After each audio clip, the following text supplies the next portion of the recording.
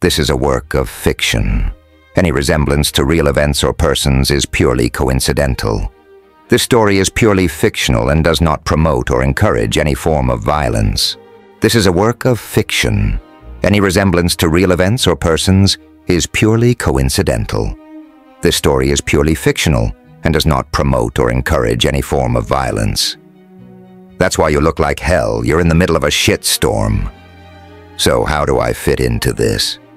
He chuckles dryly. Many drafters like you, those of House Mars, get to offer you your first apprenticeships, but you can entertain offers outside the house. If you die, they will be very unhappy, especially the Sword of House Mars. His name is Lorn Au Arcos. No doubt you've heard of him. He is prime good with his razor. How do I fit in? I repeat. You don't. Stay alive.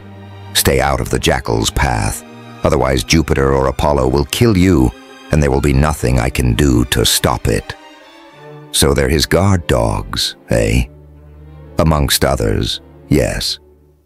Well, if they kill me, the drafters would know something is wrong. They won't. Apollo will use other houses to do it, or we'll do it ourselves and edit out the footage from the nanocams. Apollo and Jupiter are not stupid, so don't fiddle with them. Let the Jackal play, and you'll have a future. And so will you. And so will I. I understand, I say. Good, good. I knew you'd see sense. You know, many of the proctors like you. Minerva even does. She hated you at first, but since you let Mustang go, she's been able to stay around on Olympus. Much less embarrassing that way. She's allowed to stay around on Olympus? I ask innocently. Naturally. It's the rules of the Institute. Once your house is defeated, the proctor heads home to face the music and explain what went wrong to the drafters. Fichtner's smile contorts when he sees the sudden glimmer in my eyes. So if their house is destroyed, they have to leave. And it was Apollo and Jupiter who want me dead, you say? No, he begs, suddenly hearing the menace in my voice. I tilt my head. No? You can't, he sputters, confused. I just told you, the Sword of the Damn House Mars wants you as an apprentice. And there are others, senators, politicos, praetors. Don't you want a future? I want to rip the Jackal's balls off. That's all. Then I will find my apprenticeship. I imagine it will be an impressive one if I do that. Darrow, be reasonable, ma. Fichtner, my friends, Roke and Leah died because of the Archgovernor's meddling. Let's see how he likes it when I make his son, the Jackal, my slave. You're mad as a red, he says with a shake of his head. You're screwing with the proctor's livelihoods. None are content with their current station. They're all looking to ascend as well. If you threaten their futures, Apollo and Jupiter will come down, and they will cut off your head. Not if I destroy their houses first, because don't they have to leave if I do that? Someone reliable told me those were the rules. I clap my hands together. Now I have another friend who is dying, and I'd like some antibiotics. It'd be prime if you could give me some. He gulps at me. After this, why would I? Because you've been a piss-poor proctor up until now. You owe me bounties, and you have your own future to look after. He snorts a defeated laugh. Fair enough. He takes an injectable from a med case on his leg and hands it to me. I notice how the pull shield doesn't hurt me when his hand touches mine, so they can turn it off. I thank him by clapping his shoulder affectionately. He rolls his eyes. The armor is turned off over the entire body, then it's back. I hear the micro hum at his waist, where the contraption sits. Now that I've got proctors for enemies, it's a good thing to know. So what will you do? Fichtner asks. Who is more dangerous, Apollo or Jupiter? Be honest, Fichtner. Both are monsters of men. Apollo is more ambitious. Jupiter is simple, He just enjoys playing God here. Well, then House Apollo first. After that, I'll crush Jupiter. And when they are gone, who will protect the jackal? The jackal, he says dryly. Then we'll see if he really does deserve to win. Before I go, Fichtner tosses a small package to the ground. Not that it matters now, but this was given to me. I was told to say that you're to know that your friends have not forsaken you. Who? I cannot say. Whoever gave it to him is a friend, because inside the box is my Pegasus, and inside that is Eo's Hamanthus blossom. I put the Pegasus necklace about my neck. Chapter 35, Oathbreakers. My friends are with me. What would they mean by that? Which friends? The sons of Ares? Or was the mystery friend being more general, alluding to those who support my chances at the Institute? Do they know the significance of the Pegasus? Or were they simply reuniting me with something they thought I might miss? So many questions. None of them matter. They're outside the game. The game. What else is there but the game? All the true things in the world, all my relationships, all my aspirations and needs are wrapped up in this game. Wrapped up in me winning. To win, I'll need an army. But it cannot be made of slaves, not again. I now need, as I'll need at the head of rebellion, followers, not slaves. Man cannot be freed by the same injustice that enslaved it. A week after I inject Mustang, and her fever fades, we set off to the north. Her strength grows the more we move. Her cough is gone, and her quick smile returns. Sometimes she needs a rest, but soon she comes close to outpacing me. She lets me know it, too.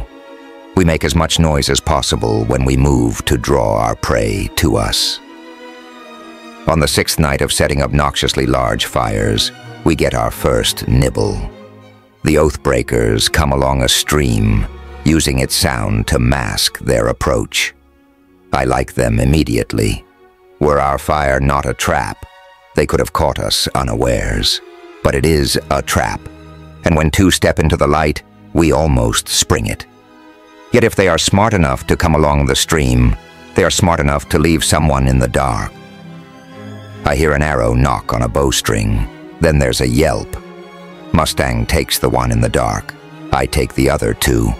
I stand up from my snow pile, my wolf cloak shedding snow, and knock them down from behind with the flat of my bow. Afterward, the one Mustang struck nurses his swollen eye by our fire as I speak with their leader. Her name is Milia. She's a tall willow with a long horse face and a slight hunch to her shoulders. Rags and stolen furs cover her bony frame. The other uninjured one is Dax, short, comely, with 3 frost-bitten fingers. We give them extra furs, and I think that makes all the difference in the conversation. You understand we could make you slaves, yes? Mustang asks, brandishing her standard. So you'd be twice Oathbreakers and twice shunned once this game is over. Milia doesn't seem to care. Dax does. The other just follows Milia. Could give a rat's prick. No difference between 1 and twice, Milia says. They all bear the slave mark of Mars. I don't recognize them, but their ring says they're from Juno. Rather bear shame than bruise my knees. Do you know my father? I don't care about your father, buddy. My father, she persists, is Gaius Atricus, Justiciar of the southern Martian hemisphere. I still don't care. And his father was... I don't care. Then you're a fool. She draws. Twice a fool if you think to make me your slave. I will cut you in the night. I nod to Mustang. She stands suddenly with a standard and puts it to Milia's head.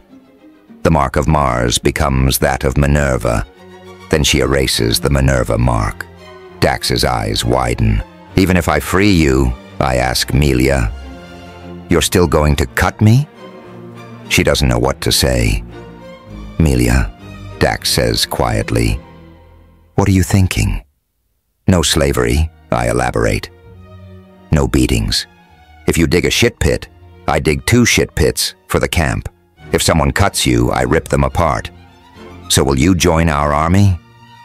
His army, Mustang corrects. I look over at her with a frown.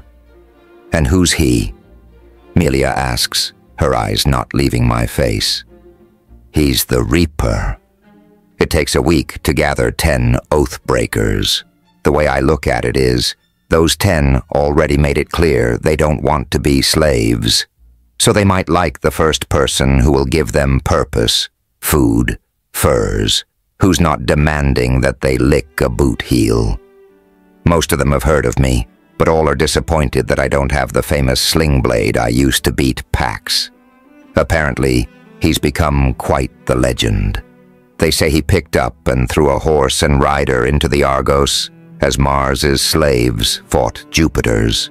As we grow, we hide from the larger armies.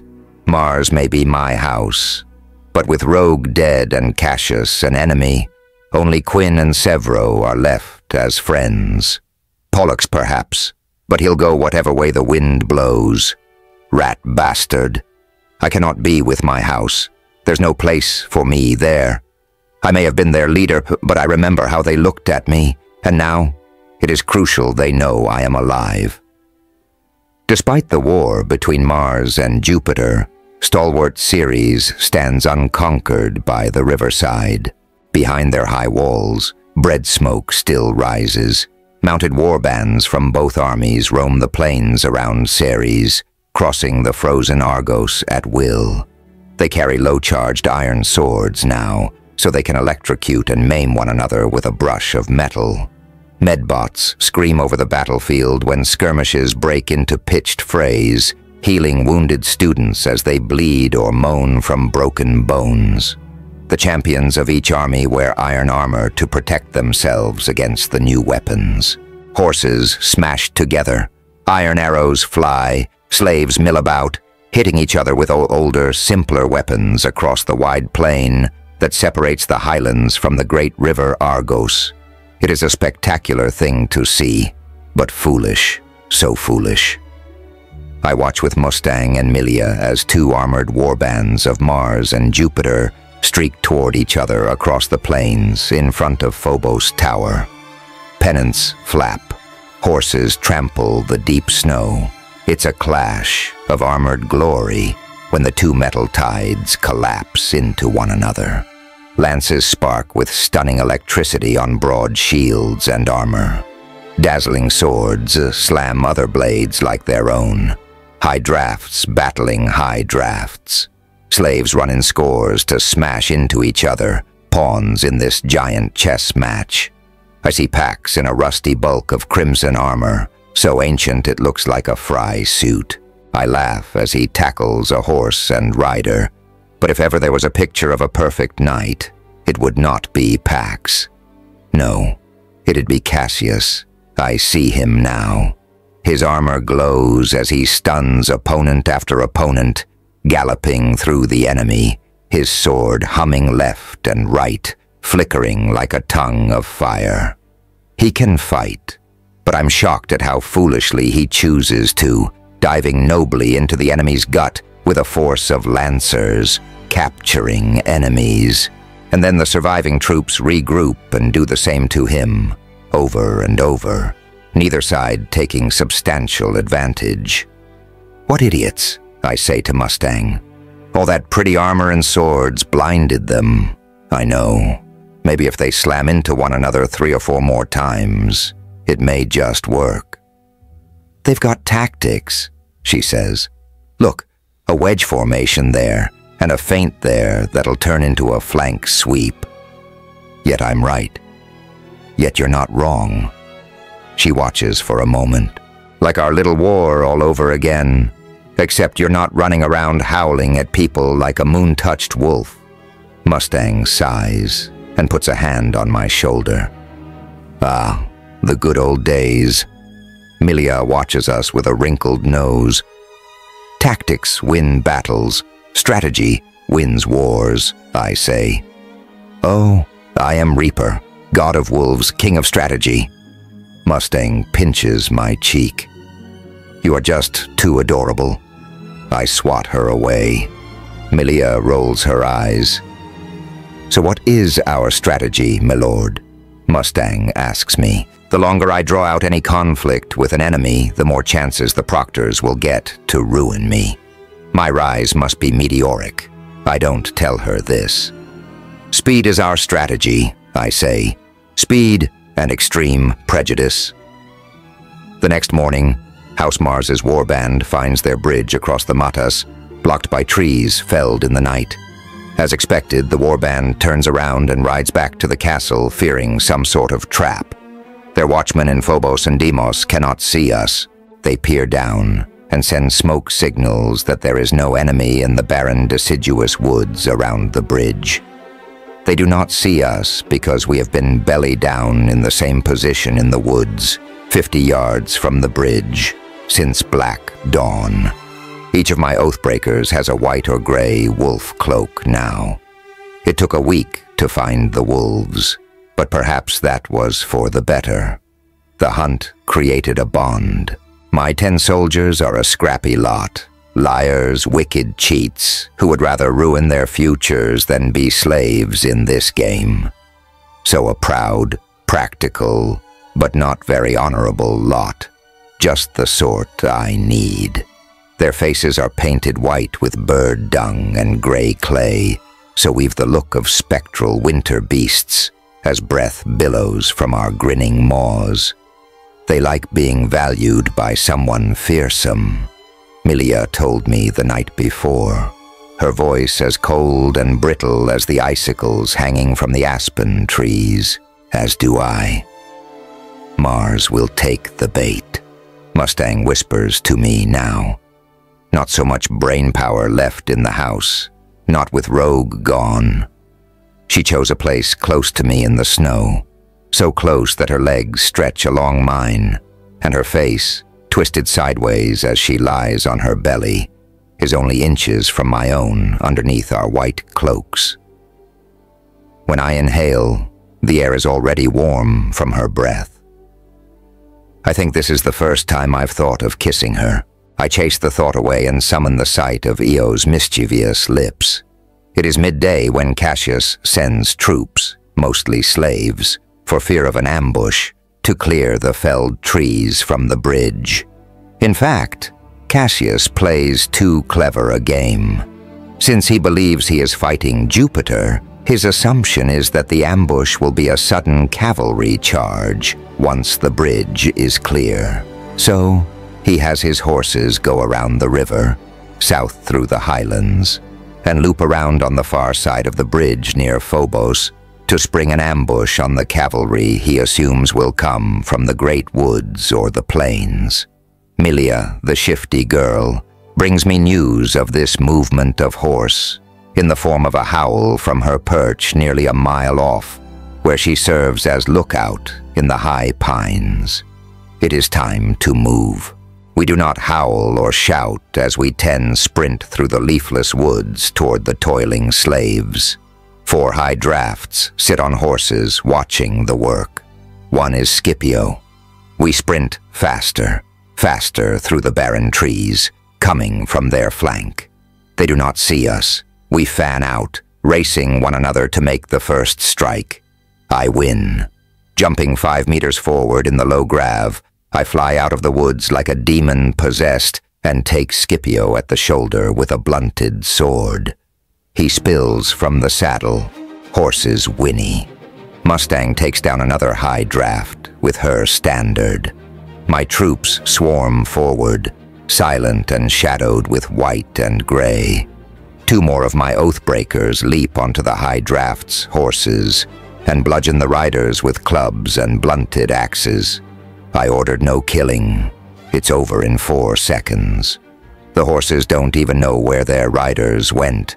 My troops flow past the horses into the slaves as they clear the bridge of the felled logs, the? Half don't even hear us till Mustang has turned 6 into Minerva slaves and ordered them to help us subdue the rest. Then they're shouting, and the Mars slaves turn their axes against my troops. Those from Minerva recognize Mustang and are set free when she clears away the mark of Mars. It's like a shifting tide. 6 slaves are ours. They tackle Mars's other slaves and pin them down as Mustang runs over and converts them. 8 by the same process, 10, 11, till only one offers trouble, and he's the prize. Pax. He doesn't have his armor, thank God. He's here for labor, but it still takes 7 of us to take him to the ground. He's roaring and screaming his name. I dive at him and take a fist to the face. I'm spitting and laughing as we pile on till there's 12 of us holding the genetic monster down. Mustang frees him of the mark of Mars, and his roars become laughter so high-pitched it sounds like a girl's. "Freedom!" he roars. He jumps up, looking for someone to maim. "Darrow, ouch, Dramatus!" he shouts at me, ready to break my face till Mustang shuts him down. "He's on our side," Mustang says. "The truth?" Pax asks. His giant face splits into a smile. "What news?" And he's got me in a bear hug. "Freedom, brothers and sisters, sweet freedom." We leave Scipio and the other high drafts moaning on the ground. The smoke signals plume up from Phobos and Deimos as we sprint through the Vale's woods into the dwarf mountains to the north, before the horsemen of Mars can loop back around the blocked bridge to assail us. The watchmen saw it all, and they must be horrified. It happened in less than a minute. Pax won't stop laughing like a girl. House Mars will be confused by the sudden depletion of their ranks. But I need more than that. I need them to replace the vision they have of me. One of a flawed leader with something supernatural, something beyond their understanding. I need to be like the jackal, nameless and superhuman. That night I slither through the snow north of Castle Mars. Riders patrol the glen. Their hooves are soft on the grass in the night. I hear their bridles clinking in the darkness. I do not see them. My wolf cloak is white as the falling snow. I've pulled its head up, so I look like a guardian creature from the colder levels of hell. The rock face is steeper than I remember. I nearly fall as I pull myself along the snowy vertical. I reach the castle wall. Torches flicker on the ramparts. Wind whips the flames about. Mustang should be about to light the blaze. I strip away my cloak and ball it up. My skin is coated in charcoal. I push the metal tongs into the spaces between the stones. It's like climbing my drill again, except I'm stronger, and I'm not wearing a fry suit. Easy. The Pegasus bounces against my chest as I pull myself up. I'm not even panting when I reach the top 6 minutes later. My fingers cling to the stone just beneath the ramparts. I hang, listening to the passing sentry. Of course, it is a slave, and she's not stupid. She sees me as I pull myself over the rampart and shoves a spear against my throat. I flash my Mars ring and hold my finger to my lips. "Why should I not call out?" she asks. She was once of Minerva. "Did they tell you to guard the wall for enemies?" "I'm sure they did, but I'm of House Mars. The ring says so." "I can't be an enemy then, yes?" She frowns. "The Primus told me to watch the walls for intruders and to kill or call out. This is my home. I am rightful Primus of House Mars. I am your master, and I demand you continue to watch the wall for intruders. It is imperative." I wink. "I swear Virginia would be happy if you followed your orders to the letter." She cocks her head at Mustang's real name and looks me over. "My Primus is alive?" "House Minerva has not yet fallen," I say. The girl's face almost breaks. She smiles so hard. "Well then, I suppose this is your home. Can't stop you from entering it. Bound by oath to obey, I am. Wait, I know you. They said you were dead. Thank your Primus that I draw breath. I learn from her that the house members sleep while the slaves guard the fortress at night. That is the problem with slaves. They are so willing to find a way around their duty and so excited to share secrets. I leave her behind and steal into the keep, using a key she accidentally dropped into my hand. Sneaking through my home, I'm tempted to pay Cassius a visit, but I'm not here to kill him. Violence is the fool's way out. Sometimes I'm the fool, but tonight I'm feeling smart. I'm also not there to steal the standard. They will be guarding that. No, I'm there to remind them that they once were afraid of me, that I am the best of them all. I can go where I please, do what I please. I stay in the shadows even though I could use the same argument on every slave guard they have. Instead, I carve a sling blade on every door in the keep. I slip into the war room and carve a sling blade into the huge table there to create the myth. Then I carve a skull into Cassius's chair and slab a knife deep into the back of the wood chair to create the rumor. As I leave the way I came, I see the hillside north of the castle erupt in flame. The brush, stacked in the shape of the Reaper's sling blade, burns hot in the night. Sevro, if he is still with Mars, will find me, and I could use the little bastard's help. Chapter 36. A second test. In order to have an army, I must be able to feed it, so I will take the ovens of Ceres that Jupiter and Mars both lust over. The new members of our band from House Minerva find it perfectly reasonable to accept my authority. I don't fool myself.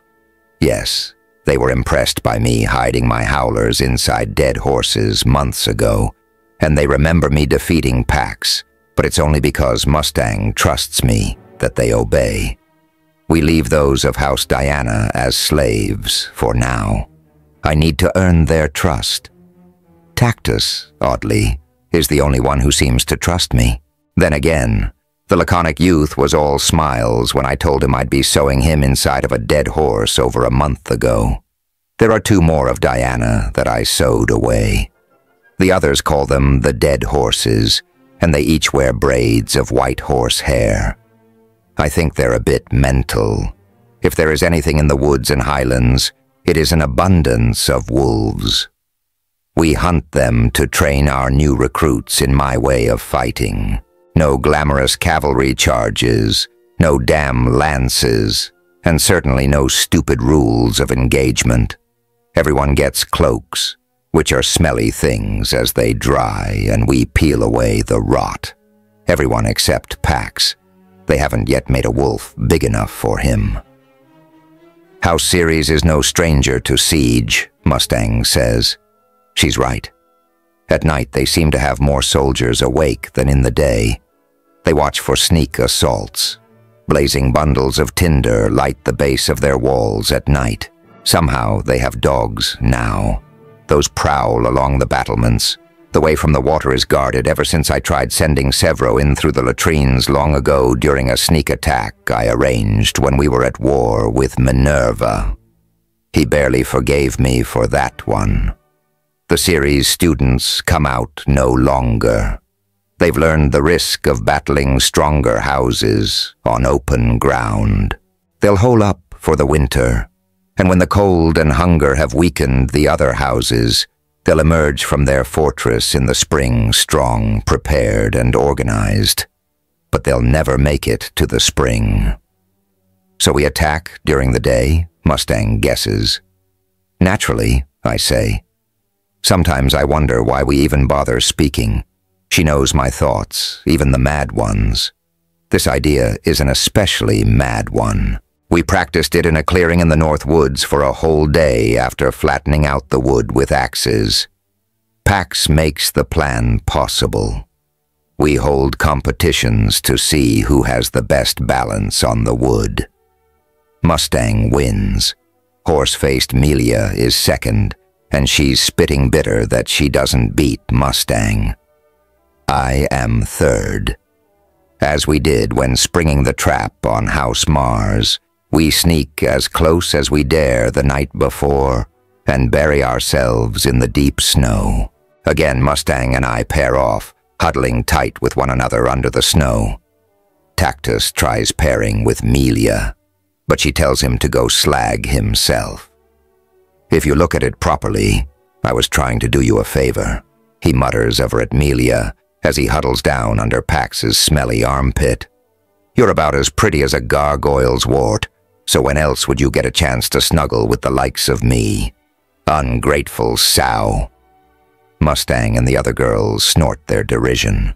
Then the quiet of the night and the chill of the open ice plain bite into us, and we grow silent. Come morning, Mustang and I shiver into one another, and a new snowfall threatens to ruin our plan, burying us even deeper in the plain. But the wind is manageable, and the flakes do not bury us too deep as they spin through the air. I'm first up, though I do not move, and soon after I yawn away the last vestige of sleep. My army wakes organically, one student stirring and grumbling into another, till there's a snake of sniffing and coughing golds buried together in a shallow tunnel beneath the snow surface. I can't see them, but I hear their waking despite the sound of the snowstorm's wind. Ice formed around me in the night outside of my thick cloaks. Mustang's hands are inside my pelts, warm against my side. Her breath heats my neck. As I stir, she yawns and straightens, pulling a little away as she stretches cat-like under the snow. Snow crumbles in between us. Gory hell. This is miserable. Dax, Milia's companion, mutters.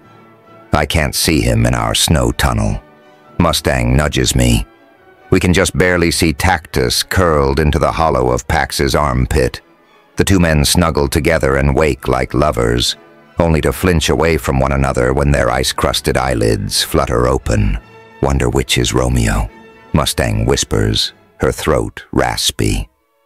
I chuckle and carve a hole in the roof of our tunnel to see that my band of 24 is alone in the plains, except for early morning horse scouts in the distance. They'll not be a problem. Wind rolls in from the North River, biting deep into my face. You ready for this? Mustang asks me with a grin as I bring my head back into our shelter. Or are you too cold? It was colder in the lock when I first tricked you, I say, smiling. Oh, the old days. All part of my master plan to win your trust, little man. She smirks mischievously. She sees the worry in my eyes, so she grips my thigh and comes close so the others can't hear. Think I'd be squatting here with you in the snow if this plan could go belly up? Negative. But I'm freezing my balls off and the wind is dying, so let's go, Reaper. I give the countdown and we're up. Snow crumbling around us, wind stinging our faces, and sprinting the 100 meters across the plains to the walls, all 24 of us, silent again. The wind comes in fits. We carry the long tree between us, huddling tight to it as we did in the night when it shared our tunnel with us. It's heavy, but we are 24 and Pax's parents gave him the genes to knock over bloody damn horses, panting, legs burning, gritting as the wood weighs down our shoulders in the deep snow. It's a trudge. A shout comes from the wall, a lonely hollow call that echoes over the still winter morning. More shouts, still few, barks, confusion. An arrow whistles past, then another. It's amazing how quiet the world is as the arrows sail, carrying death. The wind has faded again. The sun peeks from behind a cloud layer and we're bathed with morning warmth. We're at the wall. Shouts spread beyond the stone fortification from their towers. A signal horn, barking of dogs. Snow falls from the parapets as archers lean over the stone battlements. An arrow shivers in the wood by my hand. Someone goes down bloody-like. Dax. Then Pax roars the word, and he, Tactus, and 5 more of our strongest take the long wood beam we cut from the tree trunk and shove the tip as hard as they can into the wall. They hold it there at an angle. They are roaring from the burden. It's still 5 meters short of the top of the wall, but I'm already sprinting up the thin slope. Pax grunts like a boar as he heaves against the angled strain. He's shouting, roaring. Mustang is right behind me, then Melia. I almost slip. My balance and helldiver hands keep me scrabbling up the knotted wood. In our fur, we look like squirrels, not wolves. An arrow hisses through my cloak. I'm against the wall at the top of the wobbling beam. Pax and his boys roar gutturally from the exertion. Mustang is coming. I cup my hands. She stirrups her foot at the run, and I hurl her up the last 5 meters to clear the battlements. Her sword slashes, and she screams like a banshee. Then Melia launches the same way off my hands, and the rope she has tied to her waist dangles after her. She anchors up top as I use it to pull myself up the last 5 meters.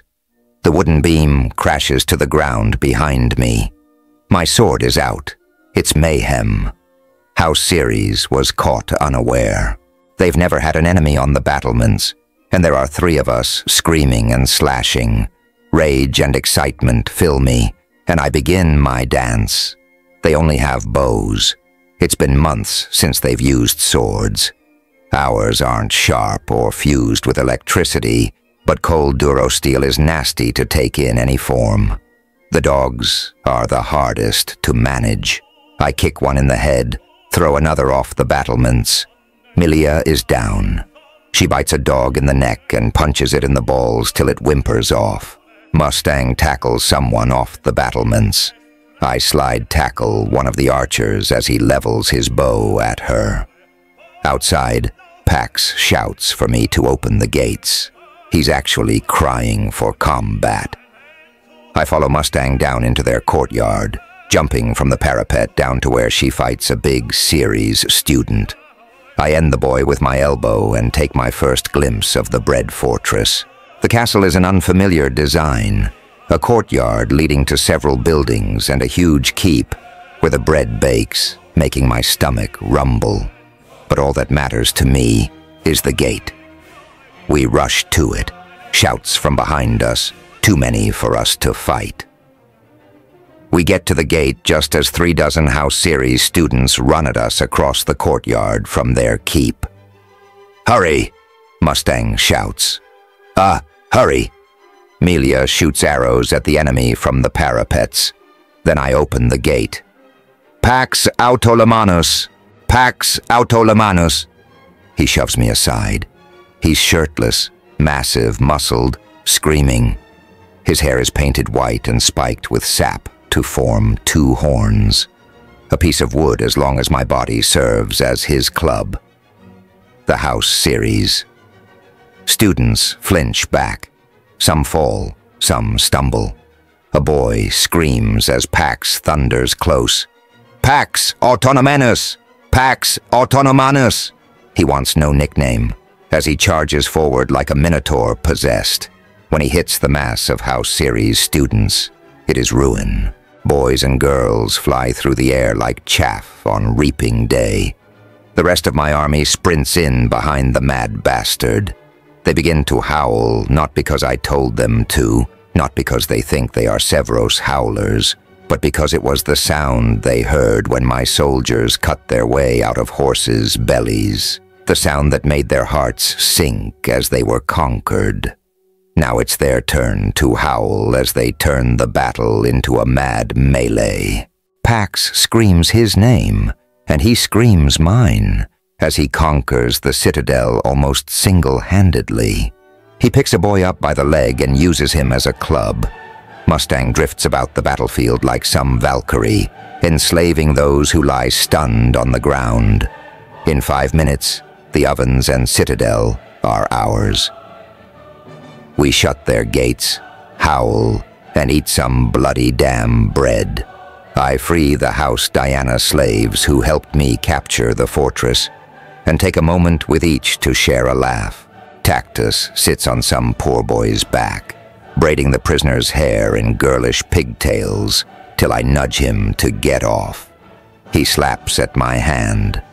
"Don't touch me," he snaps. "What did you say?" I growl. He stands fast, his nose coming only to my chin, and speaks very quietly so only we can hear. "Listen, me big man. I'm of the gens Valier. My pure blood goes back to the conquering. I could buy and sell you with my weekly allowance, so you don't demean me in this little game, like all the others, you schoolyard king." Then louder, so others can hear. "I do as I like because I took this castle for you and slept in a dead horse so we could take Minerva. I deserve to have some fun." I lean close. 3 pints. He rolls his eyes. "Whatever are you growling about?" "That's how much blood I'm about to make you swallow." "Well, might makes right," he chuckles and turns his back on me. Then, mastering my anger, I tell the members of my army that they will never be slaves in this game again, so long as they wear my wolf skin. If they don't like that notion, they can clear out. None do, but that's expected. They want to win. But to follow my orders, to understand that I don't think I'm some high and mighty emperor, their proud hearts need to feel valued. So I make sure they know they are. I pay each student a specific compliment, one they remember forever. Even when I am ruining their society at the vanguard of a billion screaming Reds, they will tell their children that Darrow of Mars once clapped them on the shoulder and paid them a compliment. The defeated students from House Ceres watch me free my army slaves, and they gape. They don't understand. They recognize me, but they don't comprehend why there isn't a single other Mars student, or why I'm in power, or why I think it is allowed to free slaves. While they are still gaping, Mustang enslaves them with the symbol of House Minerva, and they become doubly confused. "Win me a fortress and you get your freedom too," I tell them. Their bodies are different from ours, softer, from much bread and little meat. But you must be starving for some venison and wild meat. Some protein is missing in your diets, I think. We brought plenty to share. We free several slaves taken by House Ceres months prior. There are a few, but most are House Mars or Juno. They find this new alliance strange, but it is an easy pill to swallow after months of toiling in the ovens. The night ends on a sour note, as I am woken an hour into sleep. Mustang sits on the edge of my bed as my eyes flutter open. When I see her, I feel a spike of terror in me, assuming she's come for a different reason, that her hand on my leg means something simple, something human. Instead, she brings me news I wished never to hear again. Tactus flouted my authority and tried to rape a Ceres slave during the night. Milia caught him, and Mustang barely stopped her from cutting Tactus 1,000 different ways. Everyone is up in arms. "It's bad," Mustang says. Mustang Bourdissin. The Diana students are in their war gear and are about to try to take him back from Milia and Pax. They're mad enough to fight Pax? Yeah. I'll get dressed. Please. I meet her in the Ceres war room 2 minutes later. The table is already carved with my sling blade. I didn't do it, and it's much better work than I could have managed. Thoughts? I fall into the seat opposite Mustang. We're a council of 2. It's times like this I miss Cassius, Rogue, Quinn, all of them, especially Severo. When Titus did this, you said we make our own law, if I remember right. You sentenced him to death. So are we still doing that? Or are we doing something more convenient? She asks me, as though she already thinks I'm letting Tactus off the hook. I nod, surprising her. He'll pay, I say. It just pisses me off. She takes her feet off the table and leans forward to shake her head. We're meant to be better than this. That's all peerless are supposed to be, transcendent of urges that, she holds up ironic air quotes, enslave the weaker colors. It isn't about urges.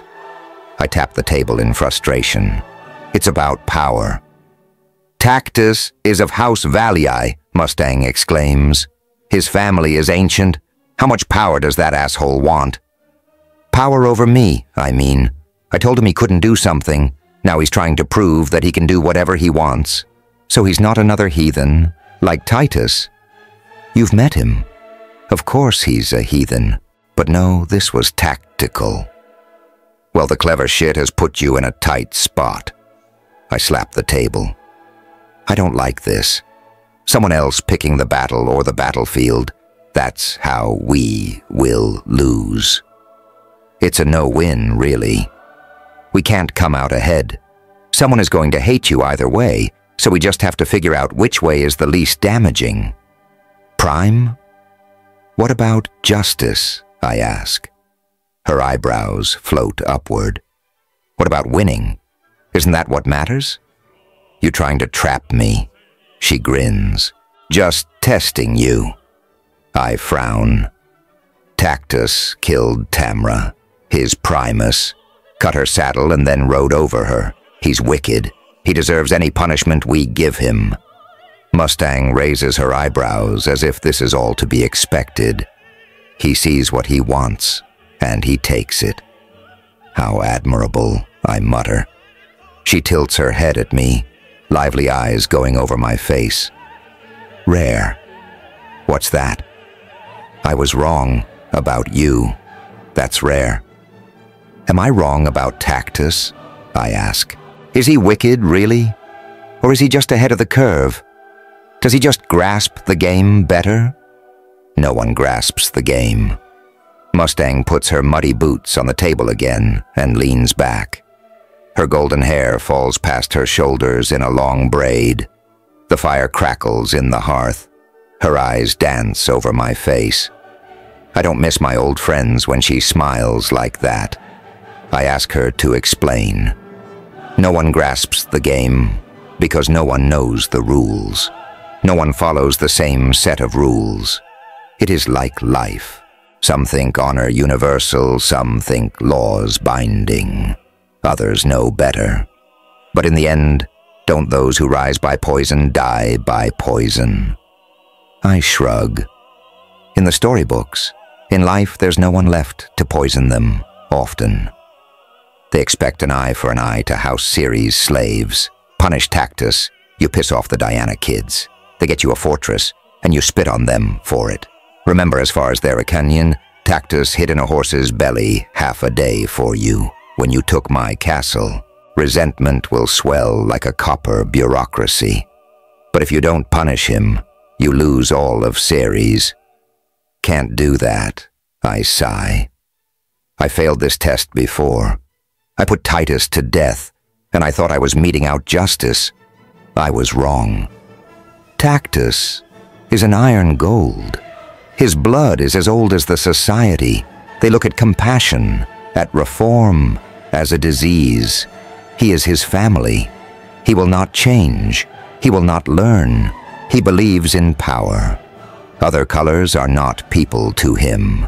Lesser golds are not people to him. He is bound to his fate. Yet I'm a red acting like a gold.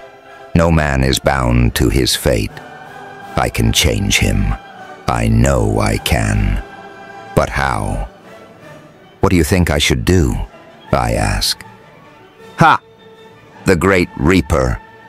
She slaps her thigh. When have you ever cared what anyone thinks? You're not just anyone. She nods and, after a moment, speaks. I was once told a story by Pliny, my tutor. A ghastly fellow, really. And the Politico now, so take this all with a shipload of salt. Anyway, on Earth, there was a man and his camel. I laugh. She keeps going. They were traveling across this grand desert full of all sorts of nasties. One day, as the man prepared camp, the camel kicked him for no reason. So the man whipped the camel. The camel's wounds grew infected. It died and left the man stranded. Hands, camels, you and metaphors. She shrugs. Without your army, you're a man stranded in a desert. So tread carefully, Reaper. I speak with Neela, the series girl, in private. She's a quiet one, smart as a whip, but not physical in any way, like a shuddering songbird, like Leah. She has a bloody, swollen lip that makes me want to castrate Tactus. She didn't come in wicked like the rest. Then again, she got through the passage. He told me he wanted me to rub his shoulders, told me to do what he said because he was my master, because he spent blood taking the castle. Then he tried, well, you know. 100 generations of men have used that inhuman logic. The sadness her words create in me makes me miss home.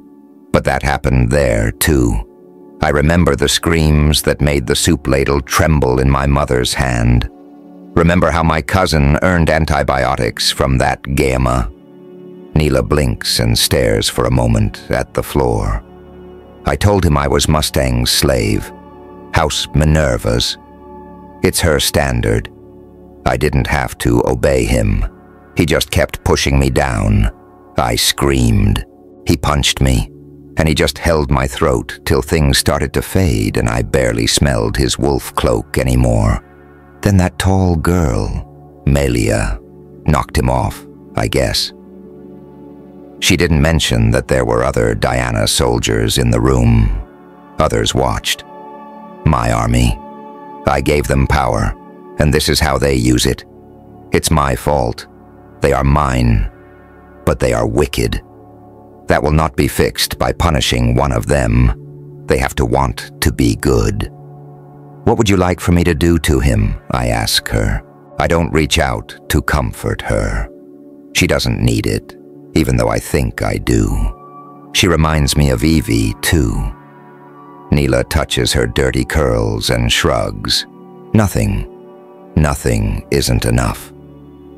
To fix what he tried to do to me, to make it right? She shakes her head and her hands clutch her sides. Nothing is enough. The next morning I assemble my army in the Ceres square. 12 limp. Few Oread bones can really be broken because of their strength.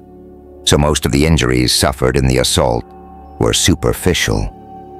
I smell the resentment from Ceres students, from Diana students.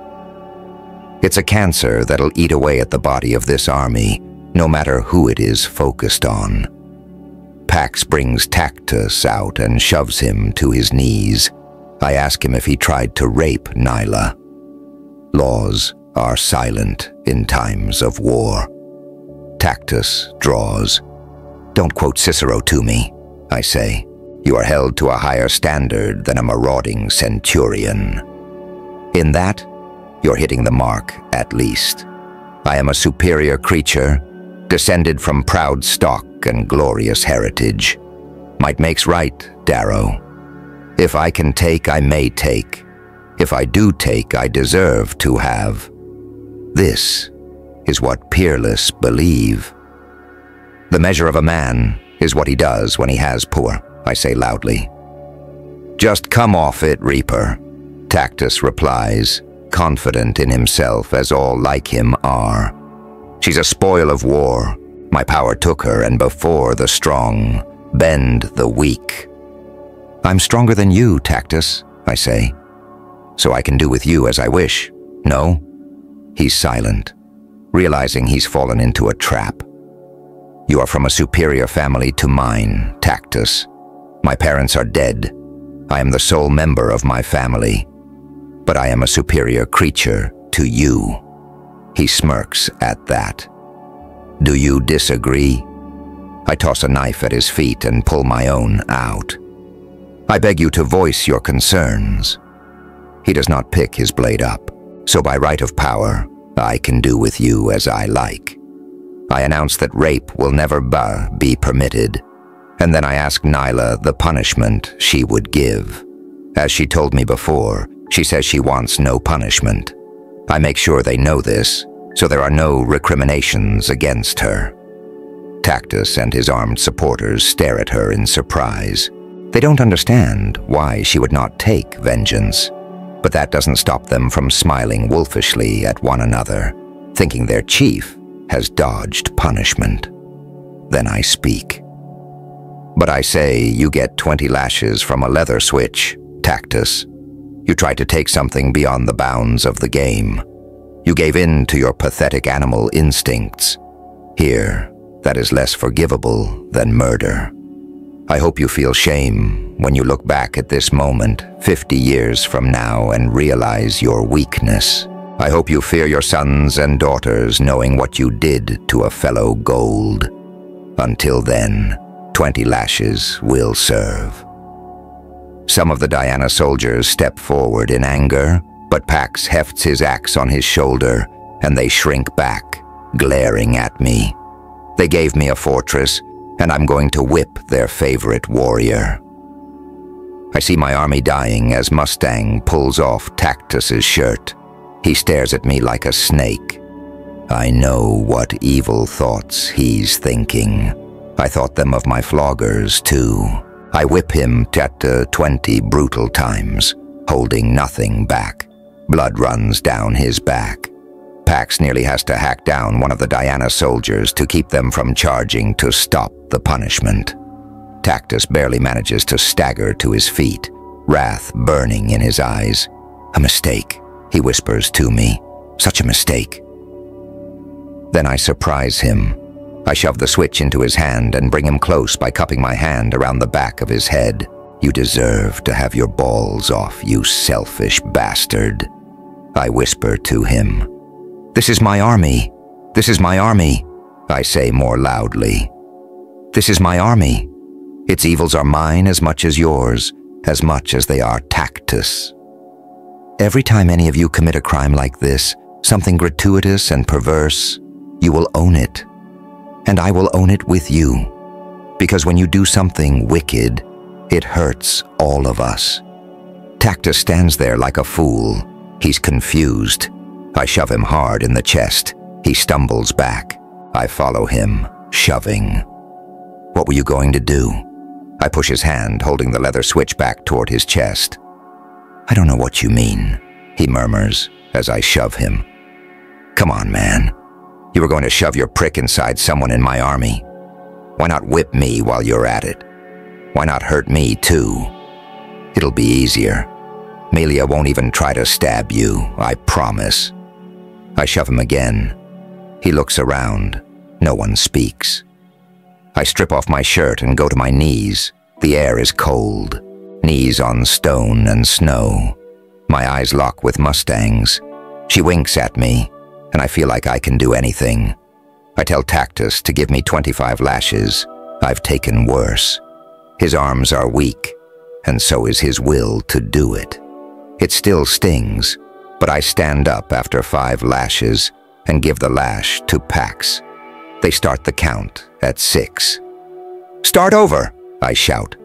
A little rapist cur can't swing hard enough to hurt me, but Pax bloody well can. My army cries in protest. They don't understand. Golds don't do this.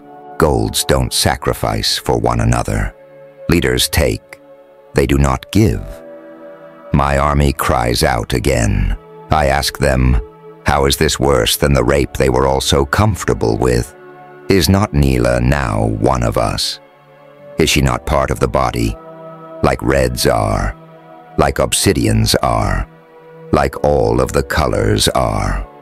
Pax tries to go light, but it's Pax. So when he's done, my back looks like chewed goat meat. I stand up, do everything I can to prevent myself from wobbling. I'm seeing stars. I want to wail. I want to cry. Instead, I tell them that anyone who does anything vile, they know what I mean, will have to whip me like this in front of the entire army. I see how they look at Tactus now, how they look at Pax, how they look at my back. You do not follow me, because I am the strongest. Pax is, You do not follow me because I am the brightest. Mustang is. You follow me because you do not know where you are going. I do. I motion Tactus to come toward me. He wavers, pale, confused as a newborn lamb. Fear marks his face. Fear of the unknown. Fear of the pain I willingly bore. Fear when he realizes how different he is from me. Don't be afraid, I tell him. I pull him forward into a hug. We are blood brothers, you little shit. Blood brothers. I am learning. Chapter 37, South. Shit on a pike, I yelp, as Mustang puts salve on my back in the war room. She flicks my back with a finger. Why? I moan. The measure of a man is what he does when he has power. She laughs. You mock him for Cicero and then spit out Plato. Plato was older. He trumps Cicero. Ow. And what was that about blood brothers? That means absolutely nothing. You might as well have said you were pine cone cousins. Nothing binds like pain shared. Well, here's some more of that. She pulls a bit of leather out of a wound. I yelp. Pain shared. I shudder. Not inflicted. Psychotic. Ow. You sound like a girl. Thought martyrs were tough. Then again, you could be barking mad. Fever when you were stabbed. Probably. You traumatized Pax, by the way. He's crying. Good work. I actually hear Pax's sniffles from the armory. But it did work, eh? Sure, Messiah. You made yourself a cult. She mocks dryly. They're building idols to you in the square, kneeling in supplication of your wisdom. O mighty Lord, I will laugh when they find out they don't like you, and can have you flogged anytime they do a naughty. Now hold still, you pixie, and stop talking. You annoy me. You know, when we graduate, maybe you should look into being a pink. Your touch is so tender. She smirks. Send me to a rose garden? Ha. Now that would tickle my father pink. Oh, stop squealing. The pun wasn't that bad. The next day, I organize my army. I give Mustang the duty of choosing 6 squads of 3 scouts each. I have 56 soldiers. More than half are slaves. I make her put a series in each group, the most ambitious. They get 6 of the 8 comm units I found in Ceres' war room. The things are primitive, crackling earpieces, but they give my army something I've never had, an evolution beyond smoke signals. So, I'm assuming you have a plan besides just going south like some Mongol horde, Mustang says. Of course. We're going to find the House Apollo. True to my promise to Fichtner. The scouts strike out that night from House Ceres, fanning out to the south in 6 directions. My army follows at dawn, just before the winter sun rises. I will not squander this opportunity. Winter has forced the houses into fortresses. Deep snows and hidden ravines make heavy cavalry sluggish, less useful. The game has slowed, but I won't. Mars and Jupiter can battle it out for all I care. I'll come back for both later. At nightfall on the 2nd day of our move south, we see the fortress of Juno, already conquered by Jupiter. It lies to the west on a tributary of the Argos. Mountains frame it. Beyond that are the wintry, 6-kilometer-high walls of Valles Marineris. My scouts bring me news of 3 enemy scouts, cavalry, in the fringes of the woods to the east. They think it is Pluto, the Jackal's man. The horses are black, and the hair of the riders is dyed the same. They wear bones in their hair. I hear that they rattle like bamboo wind chimes as they ride. Whoever the riders are, they never come close, never fall into my traps. A girl is said to lead them. She rides a silver horse, draped with a leather mantle sewn with unbleached bones. Apparently, the Medbots are not so good in the south. Lilith, I think. She and her scouts disappear south, as a larger war band appears from the southeast and skirts along the great woods. These are now real armies of heavy horse. A single rider comes forward from the larger war band. He carries the archer pennant of Apollo. His hair is long and unbraided, his face hard from the winter winds that roll in from the southern sea. A cut on his forehead nearly claimed both his eyes, eyes that stare now at me like two burning coals set in a face of hammered bronze. I walk forward to meet him, after telling my army to look as weathered and pathetic as humanly possible. Pax manages poorly. Mustang makes him go to his knees, so he looks relatively normal. She stands on his shoulders for comic relief and starts a snowball fight as the emissary comes near.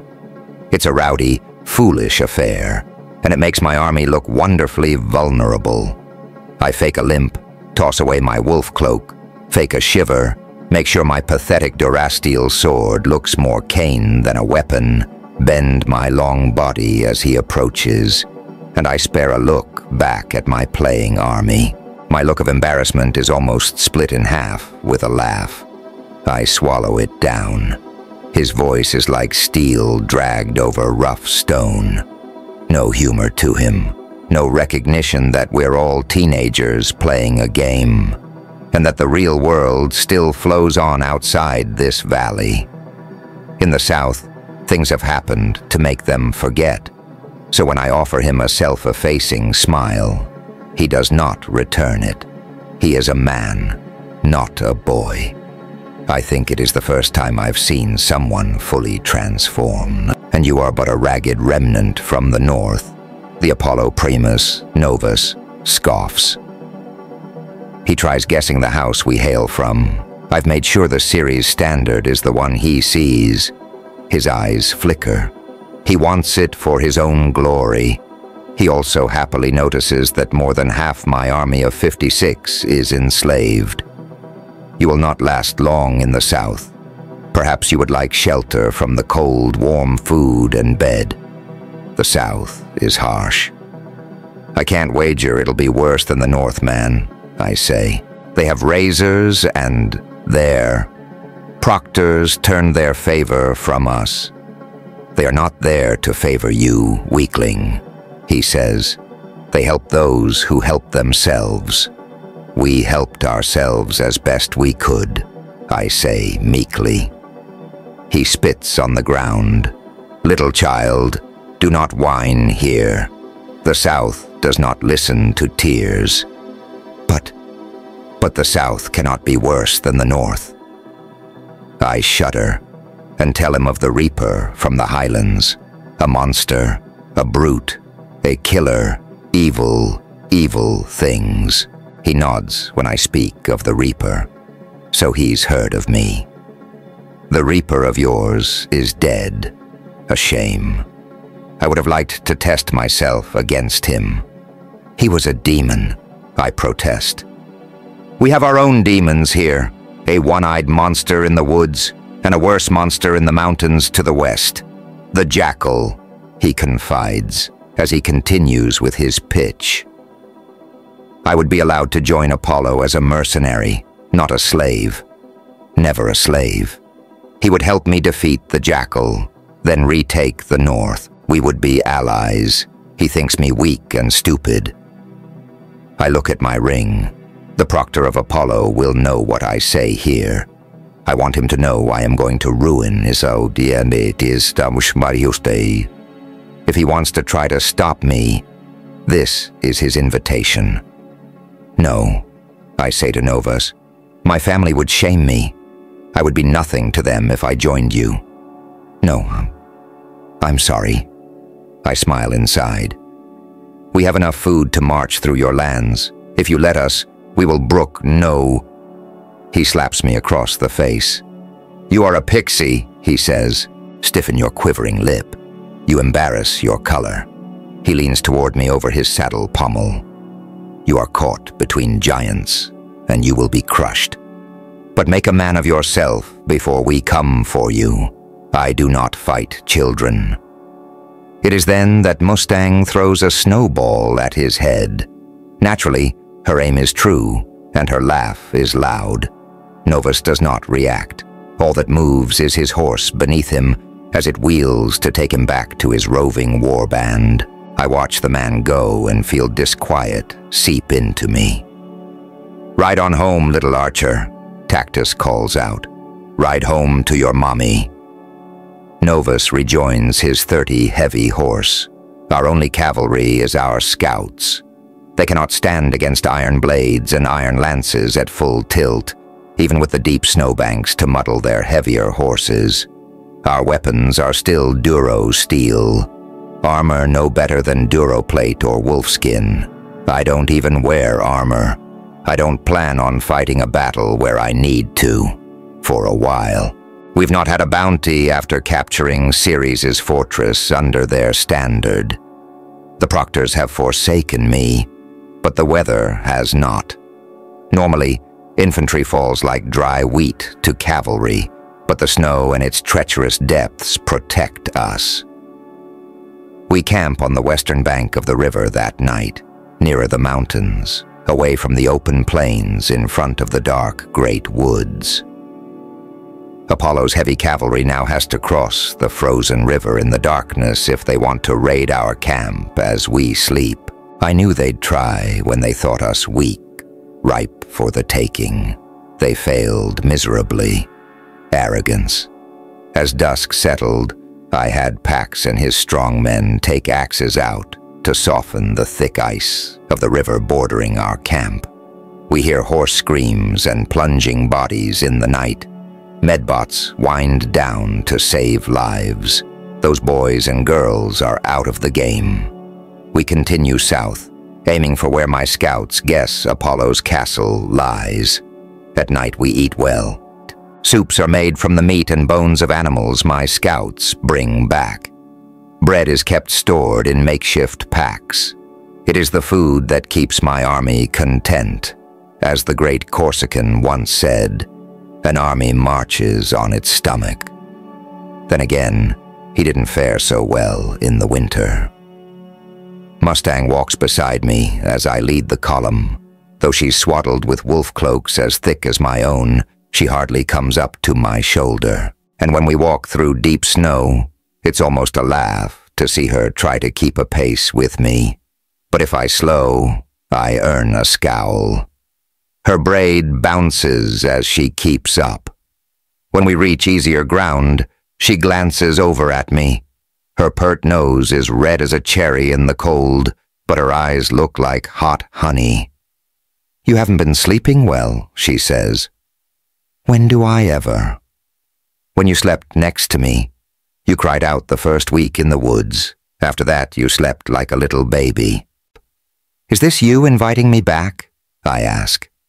"I never told you to leave." She waits.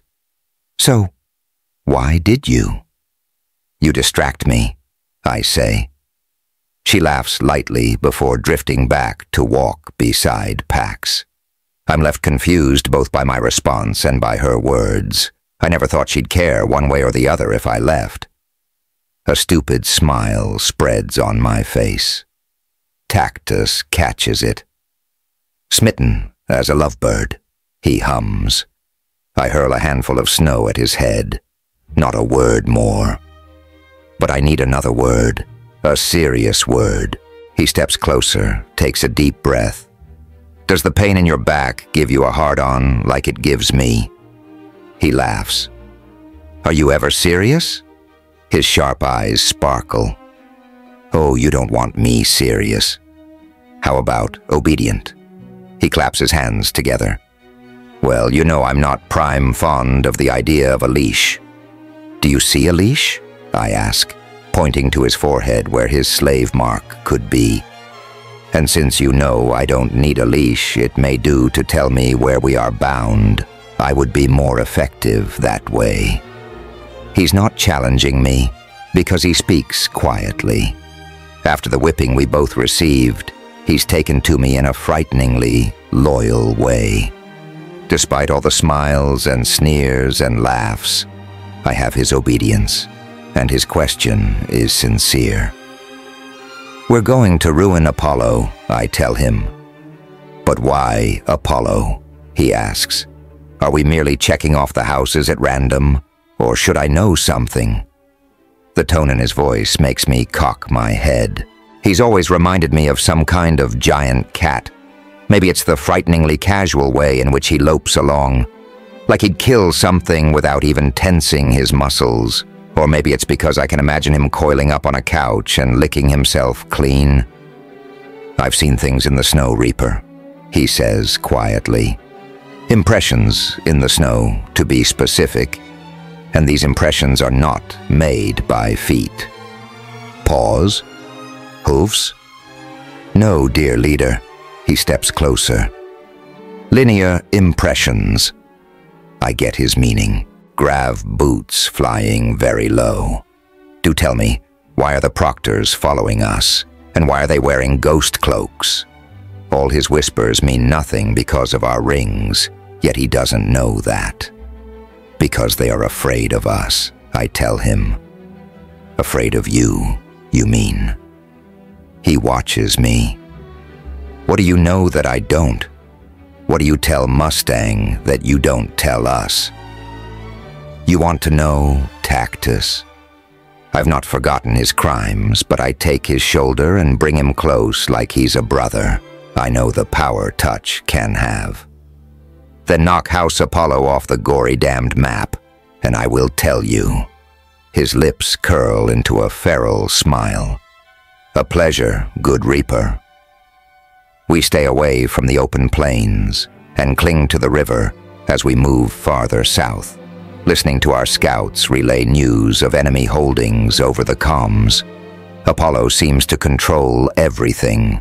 All we see of the Jackal are his small bands of scouts. There's something strange about his soldiers, something that chills the heart. For the 1,000th time, I think of my enemy. What makes the faceless boy so frightening? Is he tall, lean, thick, fast, ugly? What gives him his reputation, his name? No one seems to know. The Pluto scouts never come near, despite the temptation we offer them. I have Pax carry the banner of Ceres high, so that every Apollo cavalryman in the surrounding miles can see it glimmer. Each realizes the chance. For glory, parties of cavalry dash into us. Scouts think they can pry our pride away and gain themselves status in their house. They come stupidly in 3s, in 4s, and we ruin them with the Ceres archers, or Minerva's spearmen, or with buried pikes in the snow. Little by little we gnaw at them, as the wolf gnaws at the elk. Always we let them escape, though. I want them angry as hell when I arrive on their doorstep. Slaves like them would slow us down. That night, Pax and Mustang sit with me by a small fire and tell me of their lives outside the school. Pax is a riot when you get him going, a surprisingly energetic talker with a penchant for complimenting everything in his stories, including the villains. So half the time you don't know who is good and who is bad. He tells us of a time he broke his father's scepter in half, and another time he was mistaken for an obsidian and nearly shipped off to the Agoge, where they train in space combat. By notion, you could say I've always dreamt of being an obsidian, he rumbles. When he was a boy, he would sneak from his family's summer manor in New Zealand Earth and join the Obsidians as they performed the Nagog, the nightly necessity of their training in which they looted and stole in order to supplement the paltry diet they were given at the Agoge.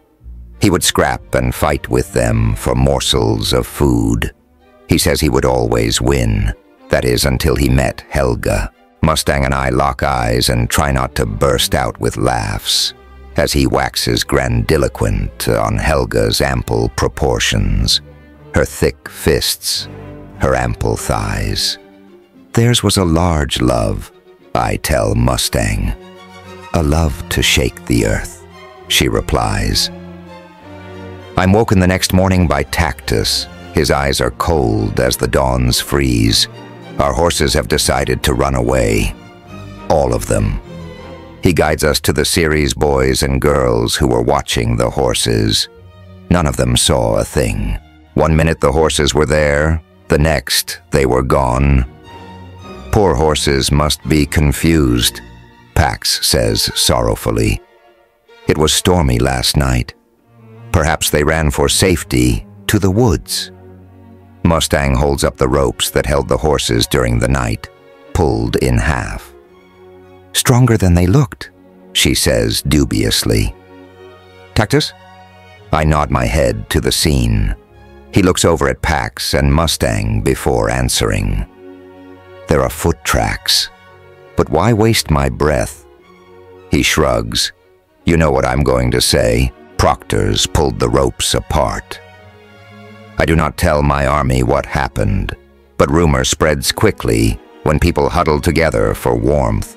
Mustang does not ask questions, even though she knows I'm not telling her something. After all, I did not simply find the medicine I gave her in the North Woods. I try to look at this newest kink as a test. When the rebellion begins, things like this will happen. How do I react? Breathe the anger out, breathe it out, and move. Easier said than done for me. We move to the woods to the east. Without horses, we've no more play to make in the plains near the river. My scouts tell me the castle of Apollo is near. How will I take it without horses, without any element of speed? As night falls, another kink reveals itself.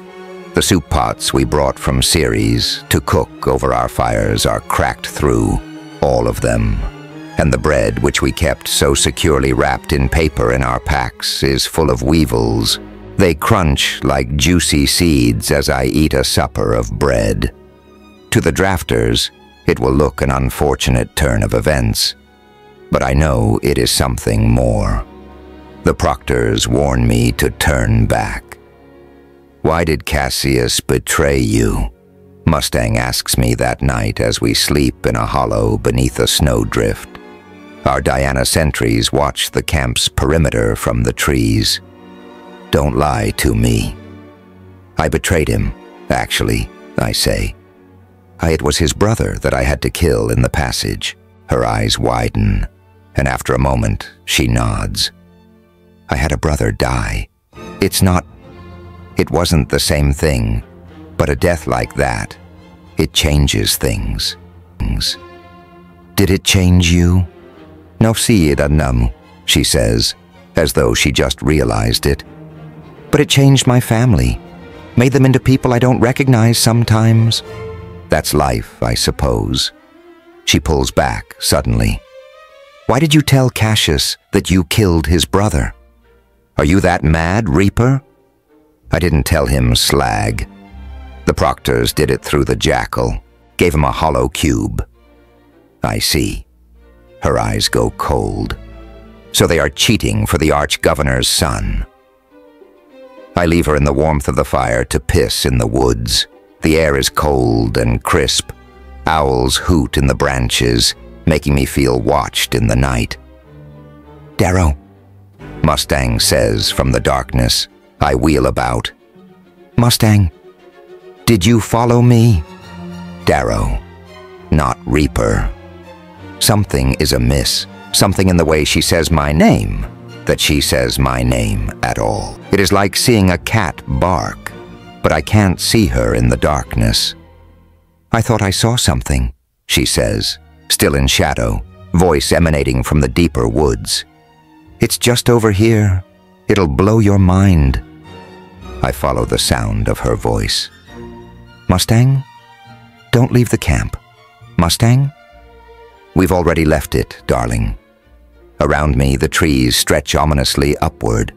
Their branches reach for me. The woods are silent, dark. This is a trap. It is not Mustang. The proctors, the jackal. Someone watches me. When something watches you and you don't know where it is, there is only one sensible thing to do. Change the bloody damn paradigm. Try to even the playing field.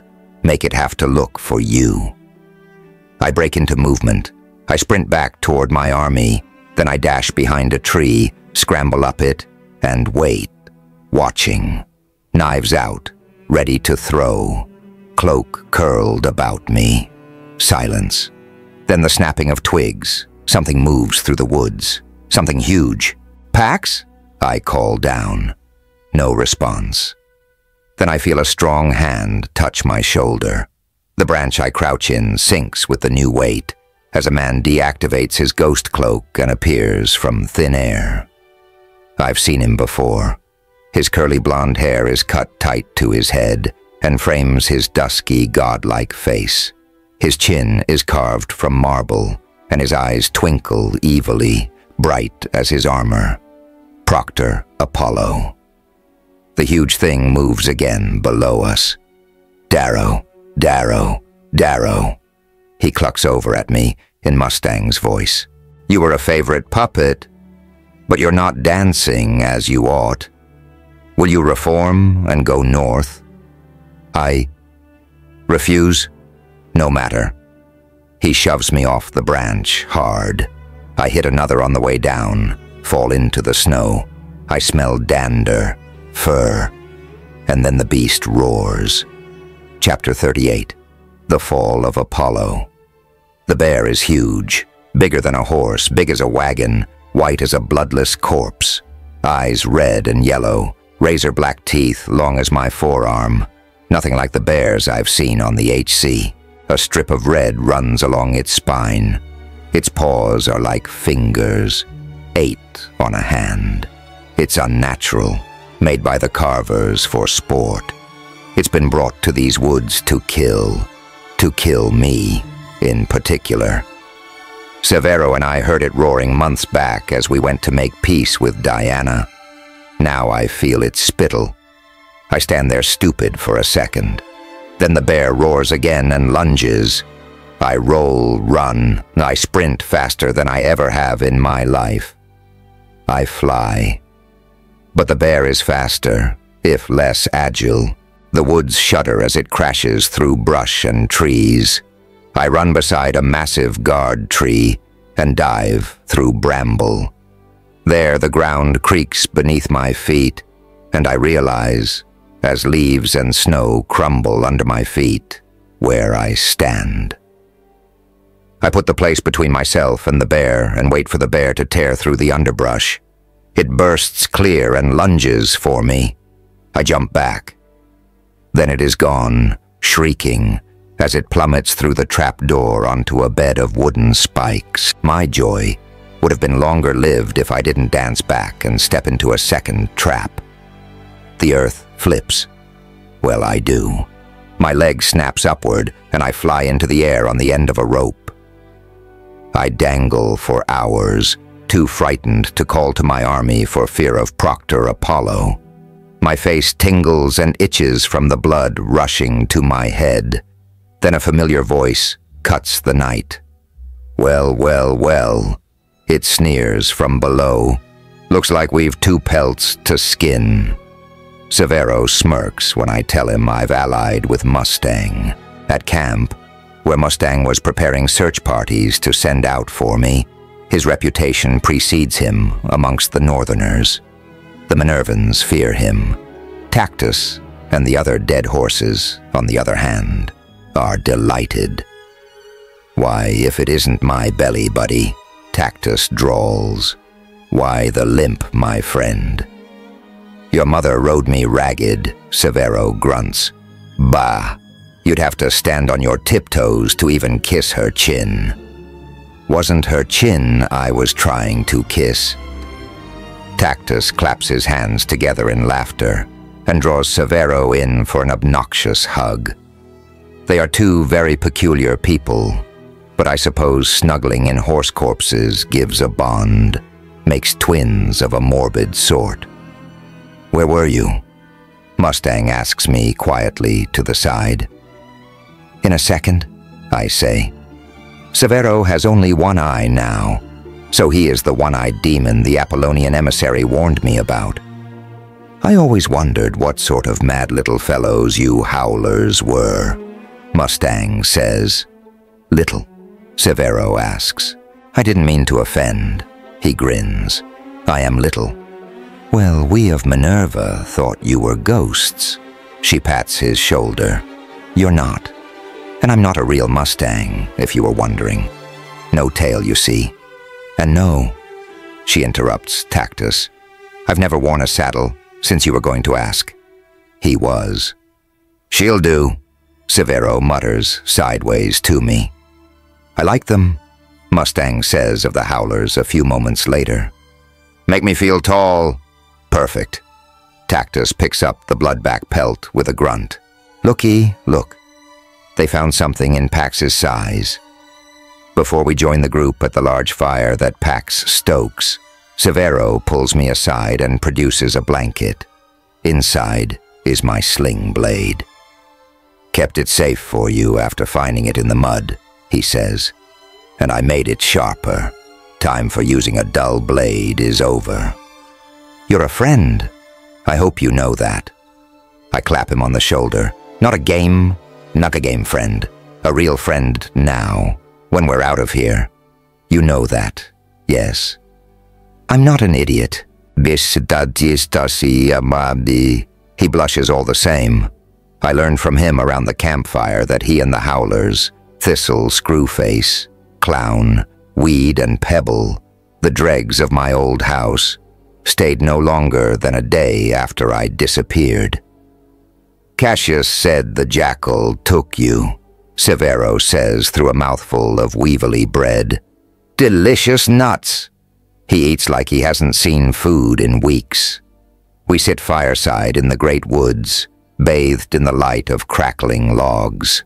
Mustang, Milia, Tactus, and Pax join us in leaning on a fallen tree in the snow. We're all bundled like animals. I sit close with Mustang. Her leg is entwined with mine.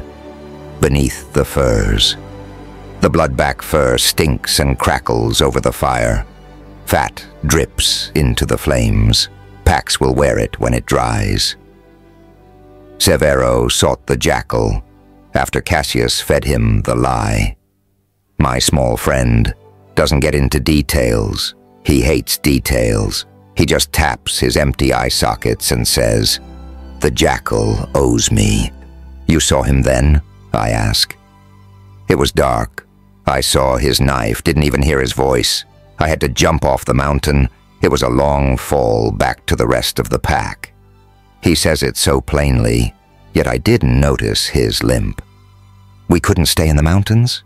His men? Everywhere. But we took some of the mountains with us. Thistle says. She pats the scalps on her waist with a motherly smile. Mustang shudders. It's been chaos in the south. Apollo, Venus, Mercury, and Pluto are all that's left. But I hear Mercury has been reduced to a force of roving vagabonds. A pity. I was fond of their proctor. He almost chose me in the draft. Would have, if he could have. Wonder how things would have gone then. Severo, with that leg, how fast can you run? Say 2 kilometers, I ask. The others are puzzled by the question, but Severo just shrugs. Doesn't slow me.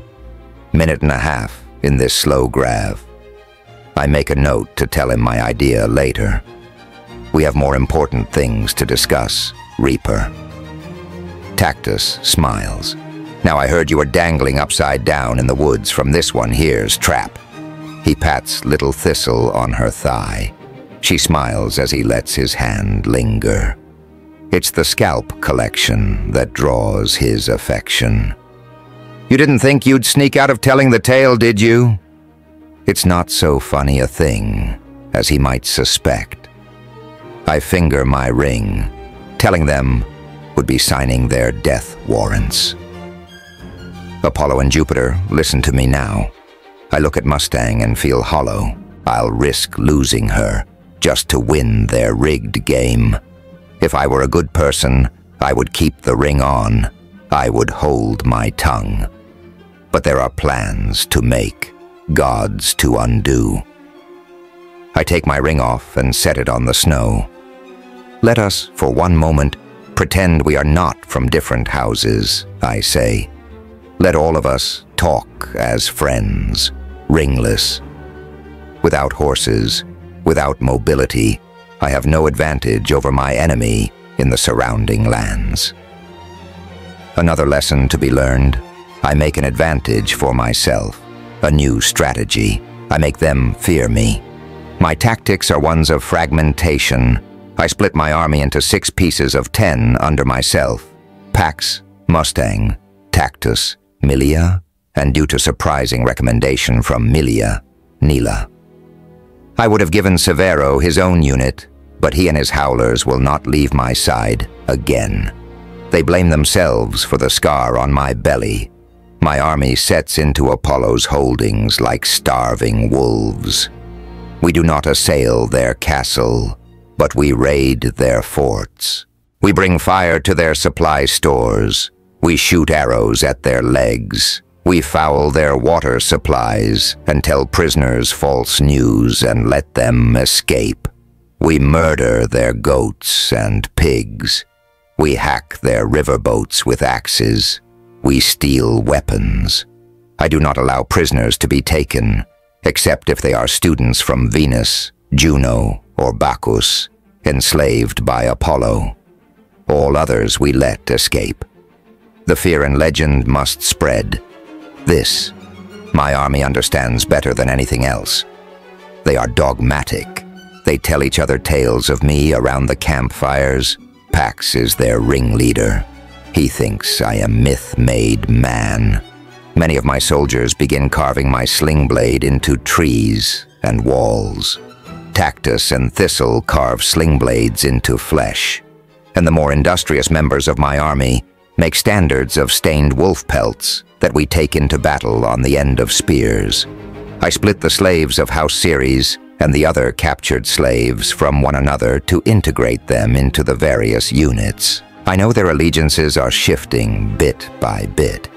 They begin to refer to themselves not as Ceres, or Minerva, or Diana, but by their unit name. I place 4 Ceres soldiers, the smallest, with Severo in the howlers. I do not know if the bakers will make for elite warriors as Mars's dregs did, but if anyone can carve off their baby fat, it's Severo. Fear gnaws at Apollo for a week. Our ranks swell, theirs diminish. Freed slaves tell us of the terror in the castle, the worry that I will appear from the shadows with my bloody wolf clogs to burn and maim. I do not fear House Apollo. They are lumbering fools who cannot adjust to my tactics. What I fear is the proctors and the jackal. To me, they are one and the same. After Apollo's failed attempt on my life, I fear they will be more direct. When will I wake with a razor in my spine? This is their game. At any time, I could die. I must destroy House Apollo now. Get Proctor Apollo out of the game before it is too late. My lieutenants and I sit around our fire in the woods to discuss the tactics of the next day. We are less than 2 miles from House Apollo's castle, but they dare not attack us. We are in the deep woods. They huddle in fear of us. We also don't attack them. I know Proctor Apollo would ruin even the cleverest of night assaults. Before we can begin, Nila asks about the jackal. Severo's voice is quiet as he tells her what he learned in the mountains. It grows louder as he realizes we are all listening. His castle is somewhere in the low mountains. Subterranean, not in the high peaks, just near Vulcan. Vulcan got off to a prime start, fast-like. They blitzed Pluto on the 3rd day, fish and turds. Pluto wasn't ready, so the jackal took control and had them retreat into the deep tunnels. Vulcan came howling in with advanced weapons from their forges. It was all going to be over. The jackal would have been a slave from the first week on, so he collapsed the tunnel. No plan, no way out. In order to preserve his chance to win the game. Killed 10 of his own house. Tons of high drafts. Medbots couldn't save anyone. stranded 40 of the rest in the dark caves. Plenty of water, no food. They were there for nearly a month before they dug their way out. He smiles, and I remember why Pfitzner called him Goblin. Guess what they ate? If a jackal is caught in a trap, it will chew off its own leg. Who told me that? The fire crackles between us. I would have expected Mustang to shift uncomfortably, but instead what I see from her is anger as the details are relayed. Pure anger. Her jaw flexes, and her face loses a shade. I grip her hand beneath the blanket, but it does not grip back. How did you find all that out? Pax rumbles. Severo taps one of his curved knives with a fingernail, allowing a soft ding into the night air. It echoes into the woods, bouncing off trees and returning to our ears like a lost phrase. Then I can hear nothing from the woods, nothing beyond the fire. My heart leaps into my throat, and I catch Severo's eye. He left to find Tactus. A jam field envelops us. "Hello, children," a voice says from the darkness. "Such a bright fire is dangerous at night, and you're like little puppies, all snuggled together. Now don't get up." His voice is melodious, frivolous, eerie to hear after so many months of hardship. No one's voice sounds like that. He strolls in lightly and plops down beside Pax. Apollo. This time he brought no bear, only a grand spear that drips purple sparks along its business end. Proctor. Apollo. "Welcome," I say. Sentinels perch above us in the trees, their arrows pointed at the Proctor. I wave the trap away and ask the Proctor why he is here, as if we've never met. His presence sends a very simple message. My friends are in danger. "To tell you to return home, my dear nomads." He opens up a flagon of wine and passes it around. No one drinks, except Severo. He holds on to the flagon. "Proctors aren't supposed to interfere with things. It's in the rules," Pax says in confusion. "By what right do you come here? This is dirty play." Mustang seconds his question. The Oread sighs, but before he can say anything, Severo stands and belches. He begins walking off. "Where are you going?" Apollo snaps. "Don't walk away from me." "Going to piss? Drank all your wine? Rather I piss here." He cocks his head and touches his small stomach. "Maybe shit, too." Apollo wrinkles his nose and looks back to us, dismissing Severo. "Influencing is hardly dirty play, my giant friend," he explains. "I merely care for your well-being. I am here, after all, to guide you in your studies. It would be best for you all to return to the north. That is all. Better strategy, let's say. Finish your battle there. Consolidate your power, then expand out. It is the rules of war. Do not expose yourself when weak. Do not push your enemy to fight when you are inferior. You have no cavalry, no shelter, meager weapons. You're not learning as you ought." His grin is welcoming. It slashes through his beautiful face like a crescent moon as he twirls the rings on his finger, waiting for our response. "It is kind of you to consider our well-being," Mustang replies in mocking high lingo. "I do say, very kind. Warms my bones, paying special attention no less to the fact that you're from another house. But tell me, does my proctor know you are here? Does Mars?" She nods over to silent Milia. "Does Juno's? Are you doing a naughty, naughty good, sir? If you're not, then why the jam field? Or do others watch?" Apollo's eyes harden, though his smile remains. "To be quite frank, your proctors don't know what you children are playing at. You had your chance, Virginia. You lost. Don't allow yourself to be bitter. Darrow here beat you fair and sound. Or did your winter together blind you to the fact that there can only be one winning house? Only one victorious Primus? Were all of you truly so blinded? This boy can give you nothing. He looks around at each of them. I shall repeat, since you are a rusty lot, Darrow's win will not mean you win. No one will offer you an apprenticeship because they see him being the key to your success. You merely follow, like General Ney or Ajax Minor. And who remembers them? This Reaper does not even have his own standard. He is using you, that is all. He is embarrassing you and ruining your chances for careers beyond this first year.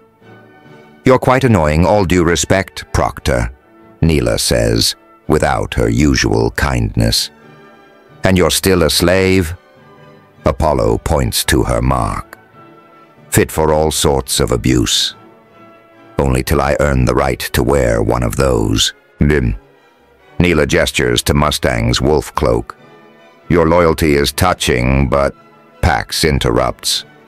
Would you let me whip you, bloody Apollo? Darrow did. Let me whip you and I'll obey like a pink.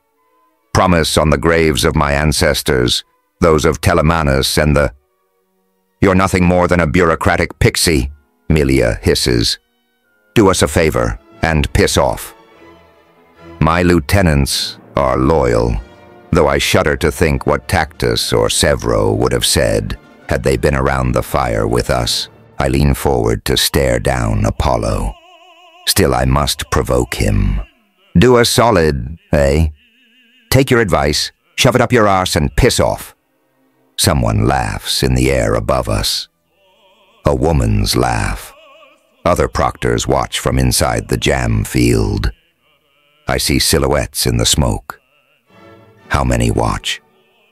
Jupiter, Venus, maybe. By the laugh. That would be perfect. The fire flickers above Apollo's face. He is angry.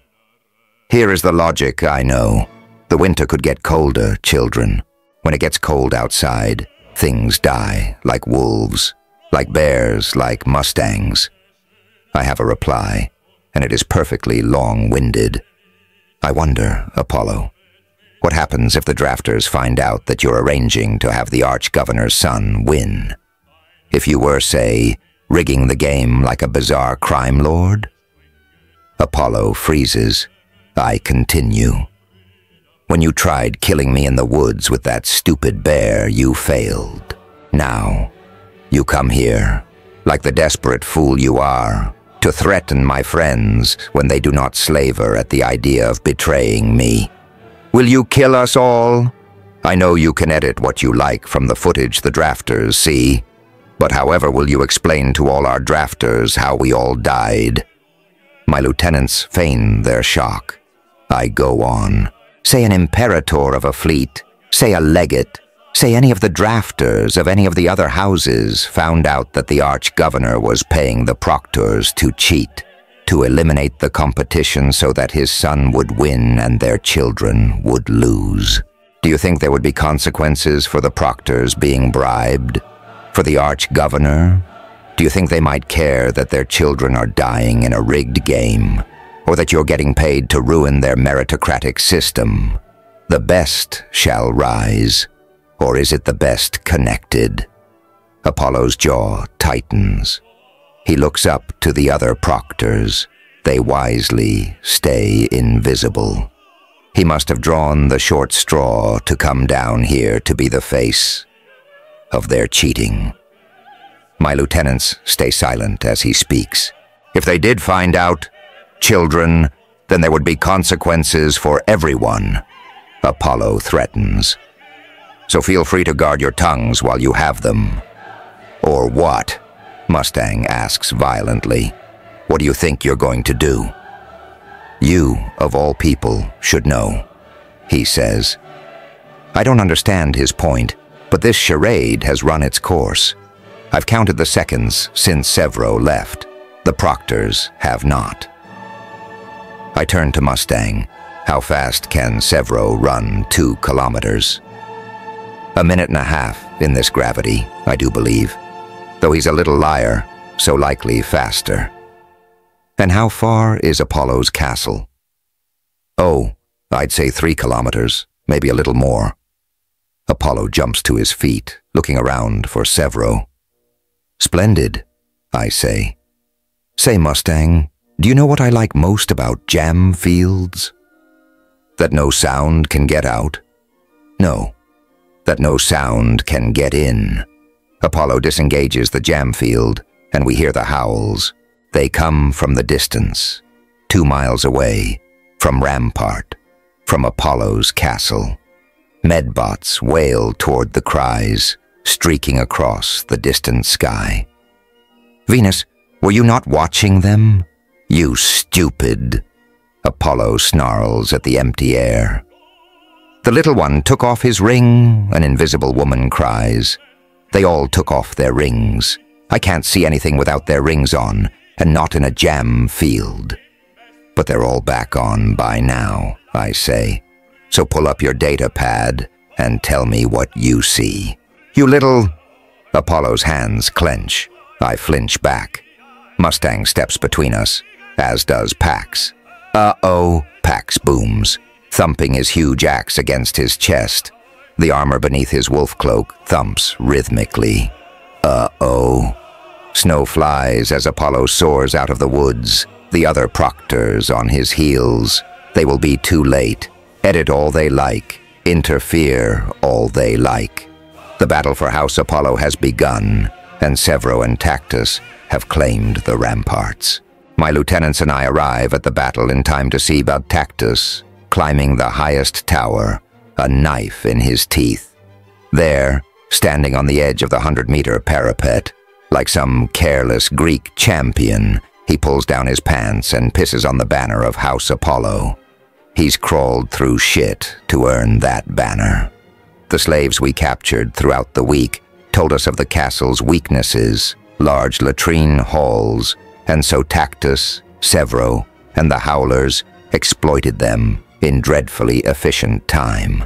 House Apollo's soldiers woke to demons covered in dung. Oh, how terribly my conquering soldiers smell as they open the gates for me. Inside, it's a mass of chaos. The castle is tall, white, ornate. Its plaza stands round and has 6 grand doorways that lead to 6 grand spiraling towers. Sheep and cows crowd makeshift pens on the far side of the plaza. Apollo guards have retreated there. More of their allies stream from the tower doorways behind them. My men are outnumbered 3 to 1, but mine are free men, not slaves. They will fight better. Yet it is not numbers that threatens to turn the tide against my invading army. It's the Apollo Primus, Novus. The proctor gave him his own pulse weapon, a spear that glimmers with purple sparks. Its tip touches one of the dead horses from Diana, and the girl flips 10 feet backward like a broken toy, convulsing on the ground as its gears fall off their tracks. I gather my forces near the gatehouse just inside the plaza. Many are still in the towers, like Tactus. I've got Pax, Melia, Neela, Mustang, and 30 others at my back. The enemy Primus marshals his own forces. His weapon alone could ruin us. Mustang, ready with that standard? I ask. I feel her hand on the small of my back, just beneath my breastplate. I wear no helm. My hair is bound by leather. My face is dark with soot. My right hand carries my sling blade. The left, a shortened stun pipe. Neela carries the standard of Ceres. Pax, we are the scythe. Girls, you are the pickers. My men in the towers howl as they sprint and jump down from their perches to join the battle, streaming into the plaza from all angles. Their stained wolf cloaks reek. The cobblestones between my band and Apollo's lie thick with ankle-high drifts of snow.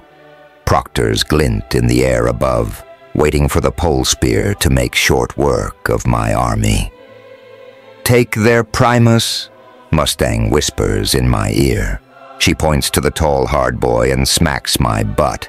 Claim him. 20 meters and stop, Pax. He nods at my command. The Primus is mine, I roar to my army and to theirs. Novus, you gory whore, you are mine, you piss-eating snail, you foul piece of shit. As the tall, mad invader with the sling blade screams at their Primus, Apollo's forces shirk instinctively away. Enslave the rest, I howl. Then Pax and I charge. The rest stream after, trying to catch my heels. I let Pax overtake me. He's screaming with his war axe and charging at Novus and his band of bodyguards, heavily armored boys and girls with crimson handprints on their helmets. They lead the charge of the enemy host, going straight at Pax, lowering their spears to stop his mad charge. These are the tall sort, the dashing killers who have long since grown too arrogant to understand they are in danger or to feel fear as they make plans to meet Pax in arms. Then Pax stops, and without breaking stride, I jump, so his hand catches my foot. I push off and he launches me 10 meters forward into the air. I'm howling the entire way, like a thing torn from bloody damn nightmares until I smash into the bodyguards. 3. Go down. A random spear catches my stomach and scrapes along my ribs, spinning me just as a trident pierces the air where my head had been. I gain my feet, swing horizontally, sweeping legs. I spin away from a thrust and hack down diagonally as I come from my spin, shattering someone tall at the collarbone. Another spear comes at me. I slap it to the side and run along its length, jumping to bury my knee into the face of an Apollo high draft. He falls back, taking me with him, my knee stuck in his helmet's visor. I slash madly as I go from the high vantage, stunning 3 other high drafts with looping blows till I teeter down to the ground. We hit the snow. The high draft's nose is broken and he's unconscious, but my knee is numb and bloody from the impact as I jerk it out of his helmet. I roll away expecting spears to fillet me. They don't. I shatter the head of the Apollo army in one mad charge. Pax and my army sweep in like an iron curtain till I'm left with Novus in the center of the chaos. He's tall and strong. A sweeping arc from his spear shatters a howler's shield. He blasts Melia backwards and catches Pax in the arm with a spear, knocking him to the ground like a toy. I'm taller and stronger. "Novus, you little girl," I shout. "You sniveling pink." His eyes flash when he sees me coming. The battle takes a collective breath as he wheels toward me like an elk, turning on the leader of a wolf pack. We stalk toward one another. He lunges first. I dodge and spin along the length of the spear till I'm behind him. Then with one massive swing, like I'm hacking down a tree with my sling blade, I break his leg and take his spear. He moans like a child. I sit on his chest, smug with the satisfaction that I did not moan like this when my legs were broken and rewoven in Mickey's carve shop. I make a show of yawning despite the chaos swirling around me. Mustang takes the reins of battle. Only one member of House Apollo escapes. A girl.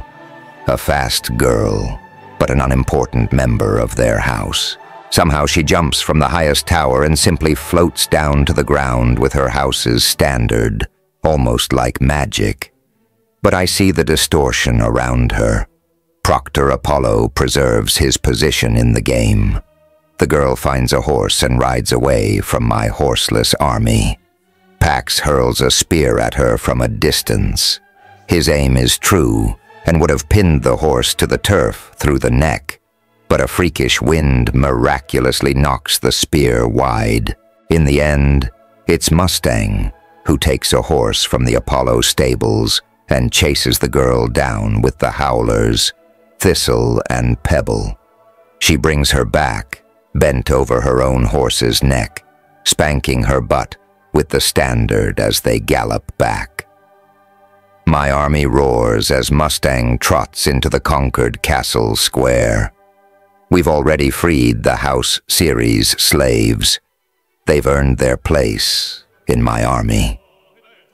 I wave down at Mustang from my perch beside Severo and Tactus on the high ramparts. Our feet dangle carelessly over the edge. House Apollo has fallen in less than 30 minutes, despite Apollo's interference with the pole spear. Proctor Apollo confers with Jupiter and Venus in the sky.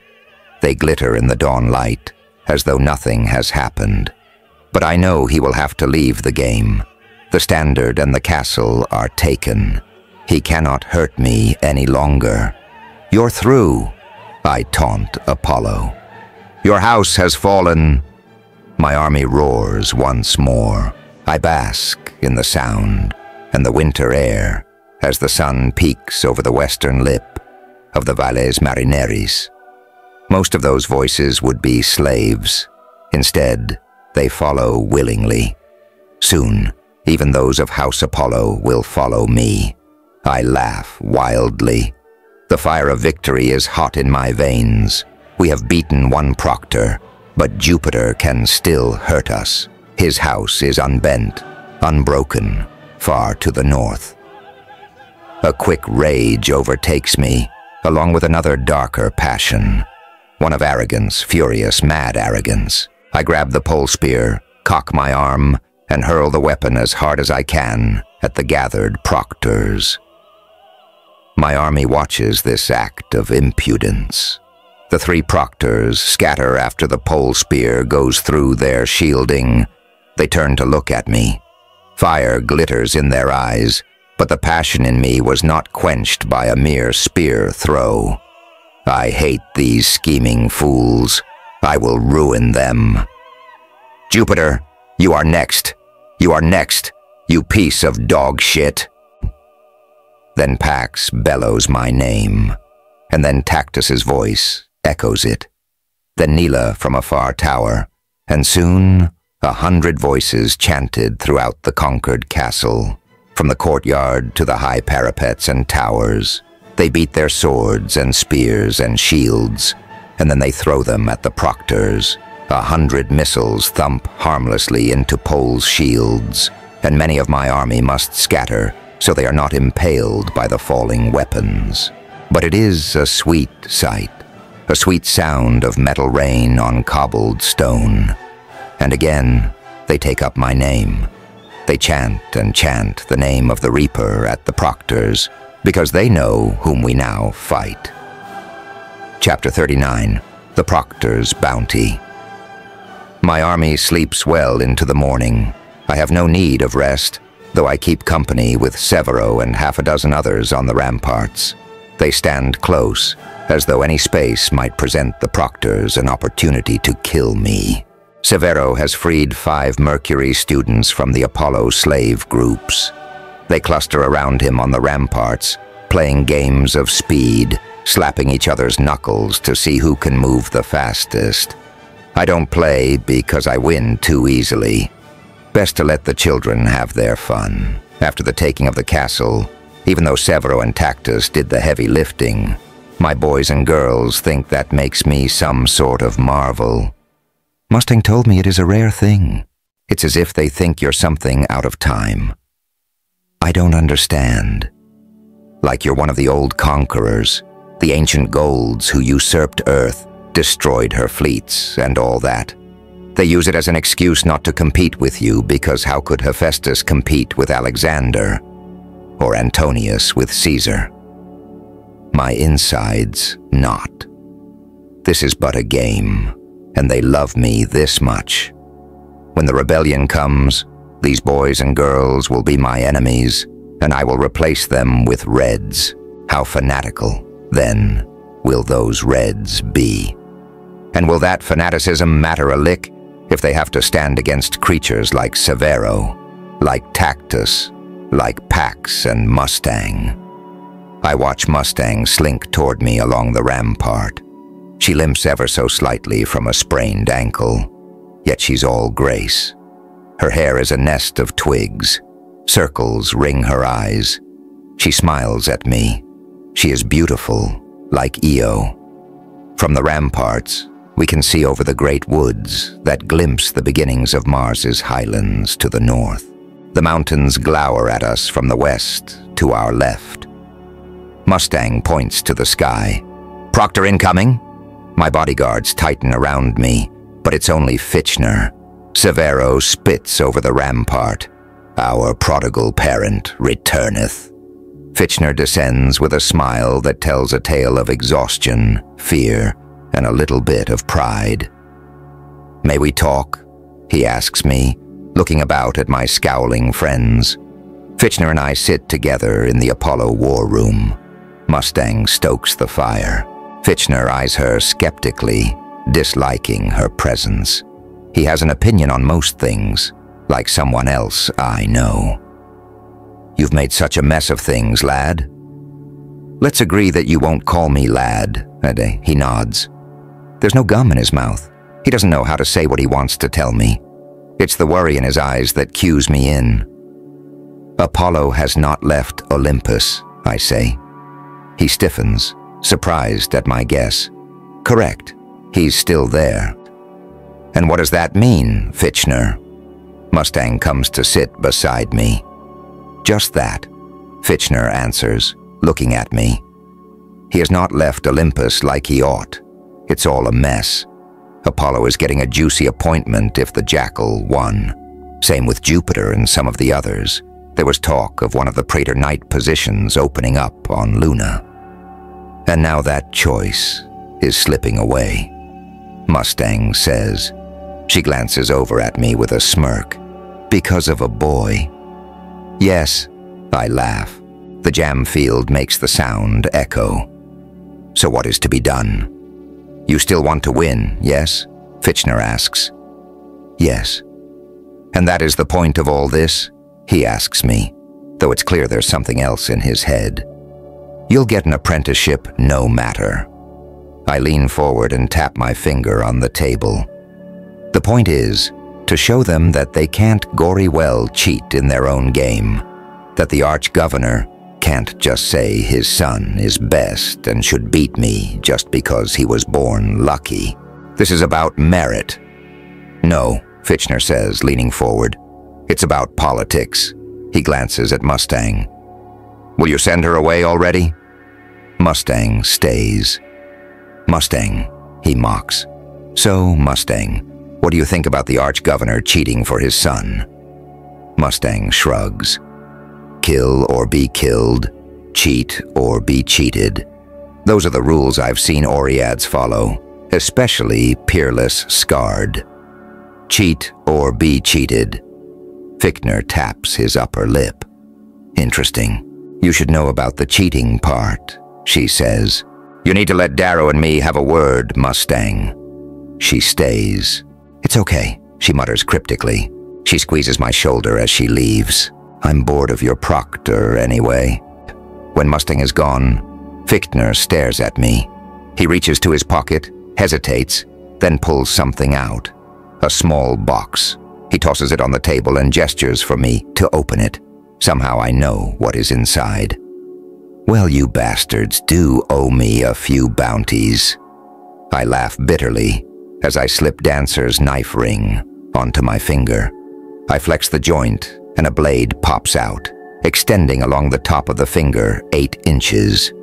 I flex the joint again, and it slithers home. "The Obsidians took it from you before you went through the passage, yes? I was told it was your father's." "Someone told you that?" I pick at the war room table with the blade. "How very inaccurate of them." "You don't need to be snide, lad." My eyes flick up to look into Fichtner's. "You came here to win an apprenticeship. You've done that. If you keep pushing the proctors, they will kill you." I seem to remember us already having this conversation. "Darrow, there is no slagging point to what you are doing. It is reckless." "No point?" I echo. "If you beat the arch-governor's boy, then what? What does that achieve?" "Everything," I snap. I shudder with anger and stare at the fire till my voice finds control again. It proves I am the best gold in this school. It shows that I can do whatever they can. Why should I even speak to you, Fichtner? I've done all this without your help. I don't need you. Apollo tried to kill me and you did nothing. Nothing. So what exactly do I owe you? Maybe this? I let the blade slither out. Darrow. Fichtner. I roll my eyes. He slaps the table. Don't talk to me like I'm a fool. Look at me. Look at me, you condescending little twit. I look at him. His stomach paunch has grown. His face is haggard for a gold. His hair yellow and slicked back. He's never been handsome. Less now than ever. Look at me, Darrow. Everything I have, I've had to fight for. I was not born to an arch-governor's household. This is as far as I could ever go. Yet I should go much further. My son should go further. But he can't, and he won't. He'll die if he tries. Everyone has a limit, Darrow. A limit they can't skip past. Yours is higher than mine, but it's not as high as you'd gory well like. If you go past it, they'll knock you down. He stares away, as if ashamed, glowering at the fire. His son. It's in their coloring, in the face, in the disposition, and the way they speak to one another. I'm a fool for not saying it out loud sooner. You're Severo's father, I say. He does not respond for some time. When he does, his voice is pleading. You make him think he can climb higher than he can. You'll kill him, boyo, and you'll kill yourself. Then help us, I urge him. Give me something I can use against Apollo. Or better, fight them with me. Gather the other proctors, and we'll take the battle to them. I can't, boyo. I can't. I sigh. No, I thought you wouldn't. My career would be over in a pinch if I helped you. All I've slaved for, all the many things would be whisked. For what? Just to prove a point to the arch-governor. Everyone is so frightened of change, I say, before smiling sincerely at the broken man. You remind me of my uncle. There will be no change, Fichtner grumbles as he stands. Never is. Know your damn place or you won't make it out of this, boyo. He looks like he wants to reach and touch my shoulder. He doesn't. Hell, the trap's already set for you. You're walking right into it. I'm ready for the jackal's traps, Fichtner, or Apollo's. It makes no difference. They won't be able to stop what's coming for them. No, Fichtner says, hesitating for a moment. Not their traps, the girls. I answer him in a way he will understand. Fichtner, do not play me for a fool with vague, annoying references to duplicity. My army is mine, one in heart and body and soul. They can no more betray me at this point than I can betray them. We are something you have not seen before. So stop. He shakes his head. This is your fight, boy-o. Yes, it is my fight. I smile. Now is the time I've been waiting for. Fichtner, hold up, I say before he reaches the door. He stops and looks back. I kick back my chair and stride over to him. He eyes me curiously. Then I stick out my hand. Despite everything, thank you. He clasps it. Good luck, Darrow, he says. But take care of Severo. The little shit will follow you anywhere, no matter what I say. I'll take care of him, I promise. My Helldiver grip tightens on his hand. For a moment, if only a moment, we are friends. Then he winces at the pressure my hand is putting on his. He laughs at first, then he understands, and his eyes widen. Sorry, I say. That's when I break his nose and slam my elbow into his temple till he no longer moves. Chapter 40. Paradigm. Fichtner left? She asks me. Through the window, I say. I watch Mustang across Apollo's white war room table. A blizzard has risen outside, no doubt meant to keep my army inside the castle, around their warm fires and hot pots of soup. Her hair coils about her shoulders, held by leather bands. She wears the wolf cloak like the others, though hers is streaked with crimson. Muddy boots with spurs are kicked up on the table. Her standard, the only weapon she really favors, leans on a chair beside her. Mustang's face is a quick one, quick to mocking smiles, quick to pleasant frowns. She gives me the smile and asks what is on my mind. I am wondering when you will betray me, I say. Her eyebrows knit together. You're expecting that? Cheater, be cheated, I say, echoed by your own lips. Are you going to cheat me? She says. No, because what advantage would you gain? You and I have beaten this game. They would have us believe one must win at the cost to all the rest. That isn't true, and we're proving it. I say nothing. You have my trust because when you saw me hiding in the mud after taking my castle, you let me escape. She explains thoughtfully. And I have your trust because I pulled you from the mud when Cassius left you for dead. I do not respond. So there is your answer.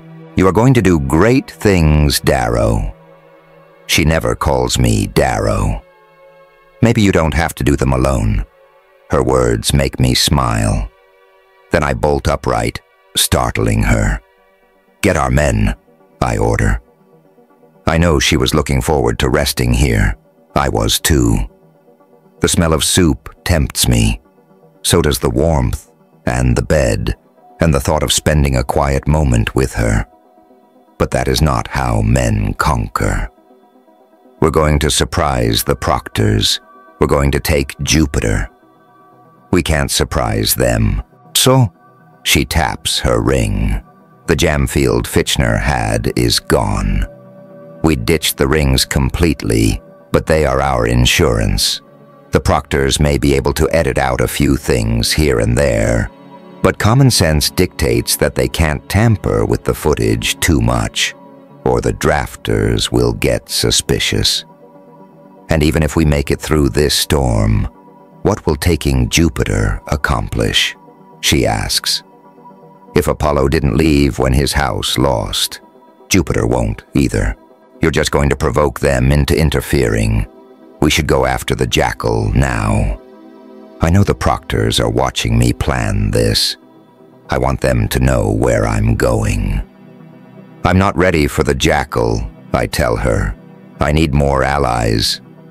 She looks at me, eyebrows pinched together. She doesn't understand, but it doesn't matter. She will soon enough. Despite the blizzard, my army moves swiftly. We bundle ourselves in cloaks and furs so thickly that we look like animals stumbling through the snow.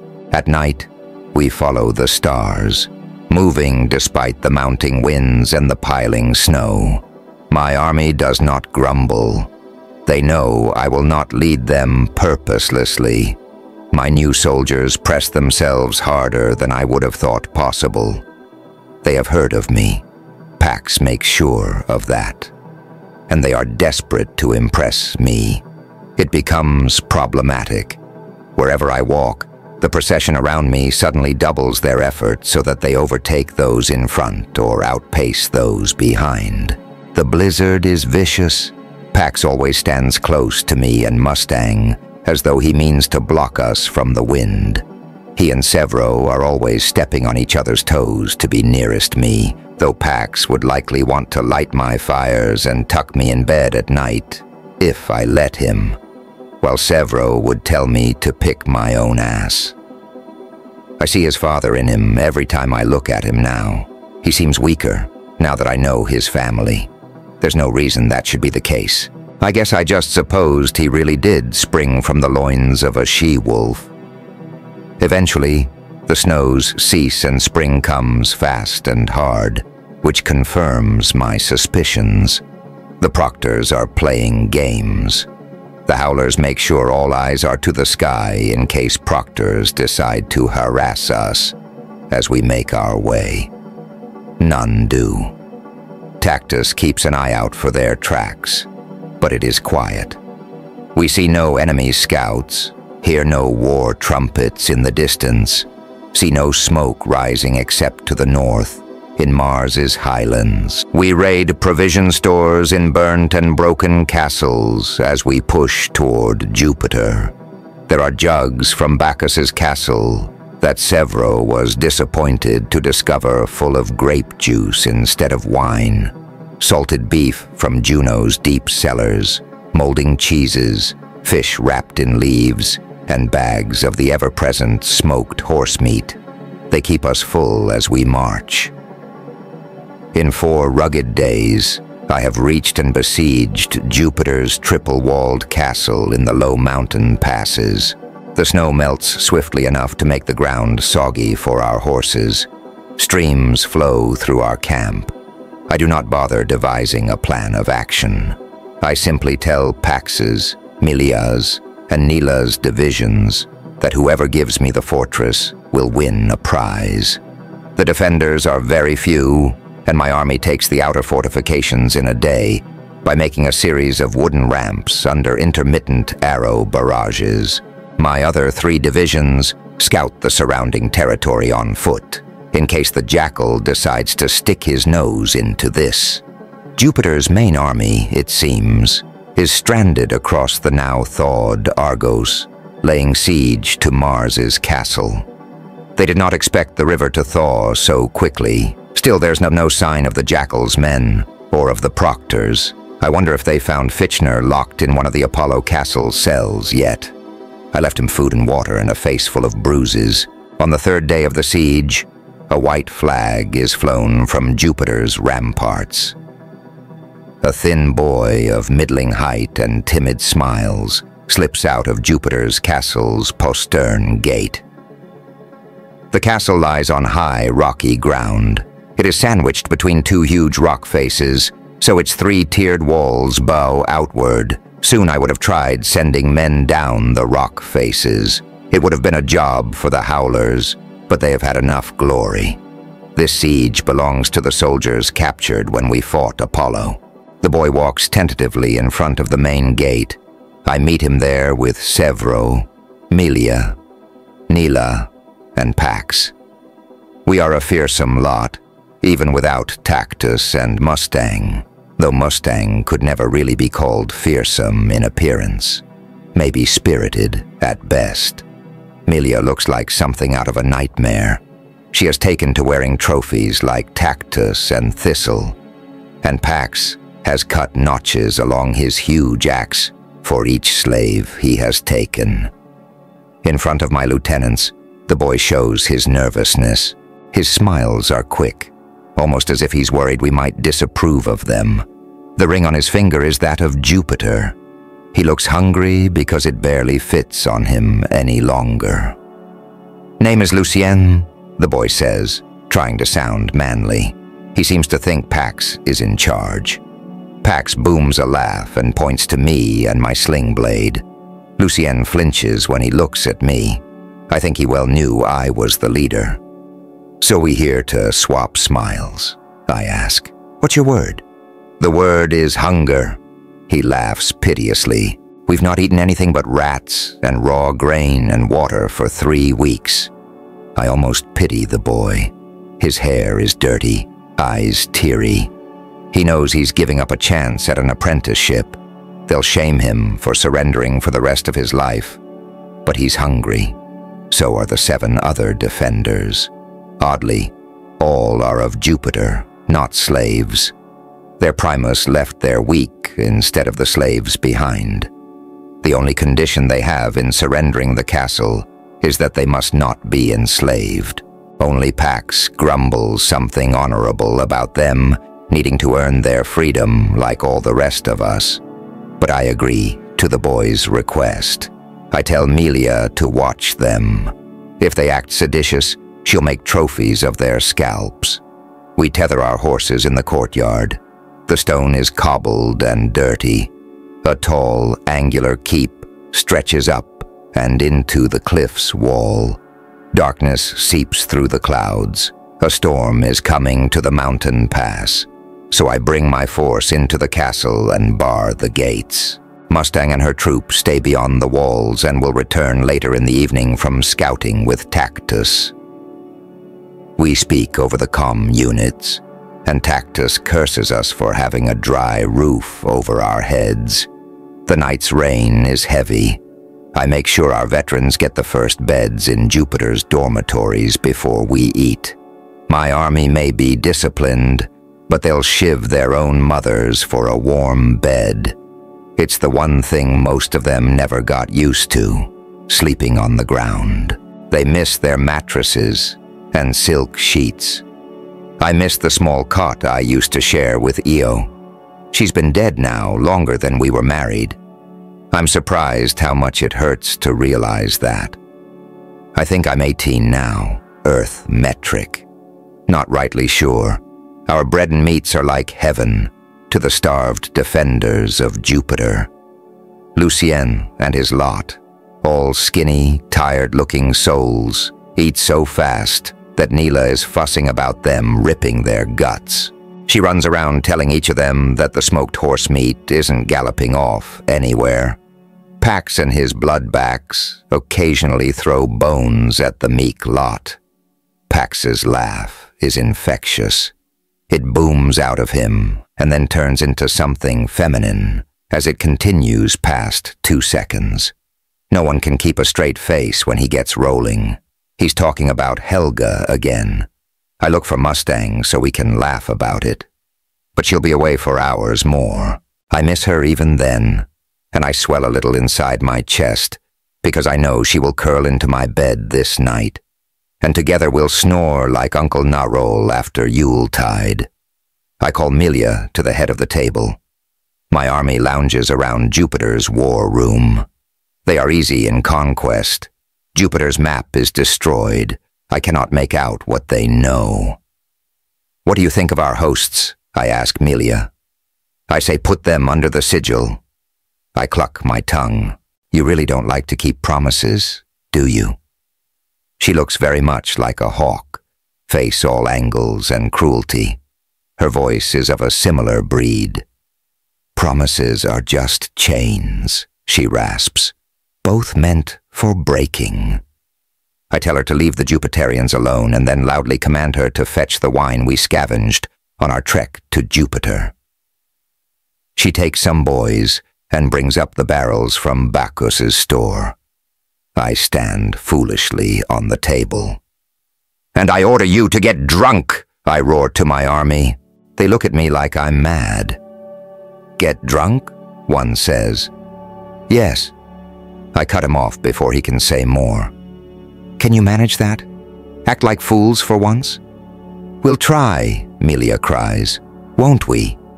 She's answered in cheers. Sometime later, as we drink Bacchus's stores, I loudly offer some to the Jupiterians. Pax stumbles up in protest at the idea of sharing good wine. He's a good actor. "Are you contradicting me?" I demand. Pax hesitates, but manages to nod his giant head. I draw my sling blade from its back scabbard. It rasps in the humid war room air. 100 eyes go to us. Thunder rolls outside. Pax wobbles forward with a giant inebriated step. His own hand is on his axe's hilt, but he does not draw it. After a moment he shakes his head and goes to a knee. He's still almost my own height. I sheathe my sword and pull him up. I tell him he's to run patrols. Patrols, but in the storm and rain. You heard me, Pax. With a grumble, the bloodbacks wobble after him to go about their punishment. They're all smart enough to have figured out their parts, even if they don't know the play. Discipline, I bragged to Lucien. Discipline is the best of mankind's traits, even in big brutes like that. But he's right. No wine for you tonight, that you must earn. In Pax's absence, I make a show of giving ceremonial wolf cloaks to the slaves of Venus and Bacchus who earned their freedom in taking this fortress. Ceremonial because we don't have any time to find wolves. There is laughter and lightness, merriment for once, though no one discards their weapons. Neela is coaxed into singing a song. Her voice is like an angel's. She sings at the Mars Opera House and was scheduled to perform in Vienna until a better opportunity came along in the form of the Institute. The opportunity of a lifetime. What a lark. Lucien sits in the corner of the war room with the other 7 defenders, watching our soldiers make a show of falling asleep at top tables, in front of the fire, along the walls. Some slink away to steel beds. The sound of snores tickles my ears. Severo stays close to me, as though the proctors could rush in and kill me at any moment. I tell Severo to get drunk and leave me be. He obeys, and is soon laughing, then snoring atop the long table. I stumble over my sleeping army to Lucien, a smile across my face. I have not been drunk since before my wife died. Despite Lucien's meekness, I find him curious. His eyes rarely meet mine, and his shoulders slump. But his hands never go to his trouser pockets, never fold to guard himself. I ask him about the war with Mars. As I thought, it's almost won. He says something about a girl betraying Mars. Sounds like Antonia to me. I must move quickly. I don't know what will happen if my house is standard and castle are taken. Even though I have my independent army, I could technically lose. Lucien's friends are tired, so I give them leave to go try to find beds. They won't be a problem. Lucien stays to talk. I invite him over to the war room table. As Lucien's friends file out, I hear Mustang in the hall. She waltzes into the room. Thunder rolls outside. Her hair is damp and matted, wolf cloak soaked, boots tracking mud. Her face is a model of confusion when she sees me with Lucien. "Mustang, darling," I cry. "I feel you're too late. Went straight through Bacchus's stores already." A gesture to my snoring army, and wink. Maybe 50 remain, sprawled out in various states of sleep across the large war room, all drunk as. "Getting shit-faced seems a prime idea at a time like this," she says strangely. She looks back to Lucien, then to me.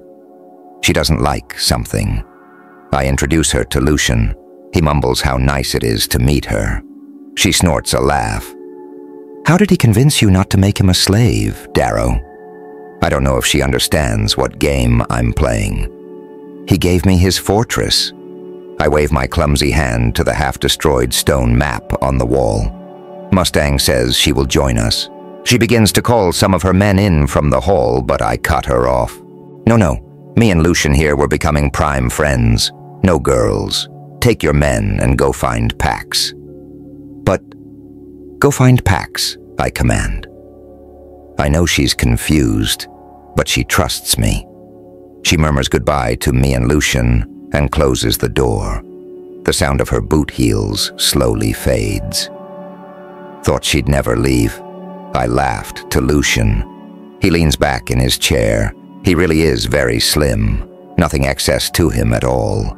His blonde hair is clipped plainly, his hands thin and useful. He reminds me of someone. Most people don't want pretty girls to leave, Lucien says, smiling sincerely. He even blushes a little when I ask if he really thinks Mustang is pretty. We talk for nearly an hour. Gradually, he lets himself relax. He lets his confidence grow, and soon he is telling me of his childhood, of a demanding father, of family expectations. But he's not pitiful when he does this. He's realistic, a trait I admire. It's no longer necessary for him to avoid my eyes when we talk. His shoulders don't hunch quite so much, and he becomes pleasant, even funny. I laugh loudly 6 times. The night grows late, but we still talk and joke. He laughs at the boots I wear. which are swaddled in animal furs for warmth.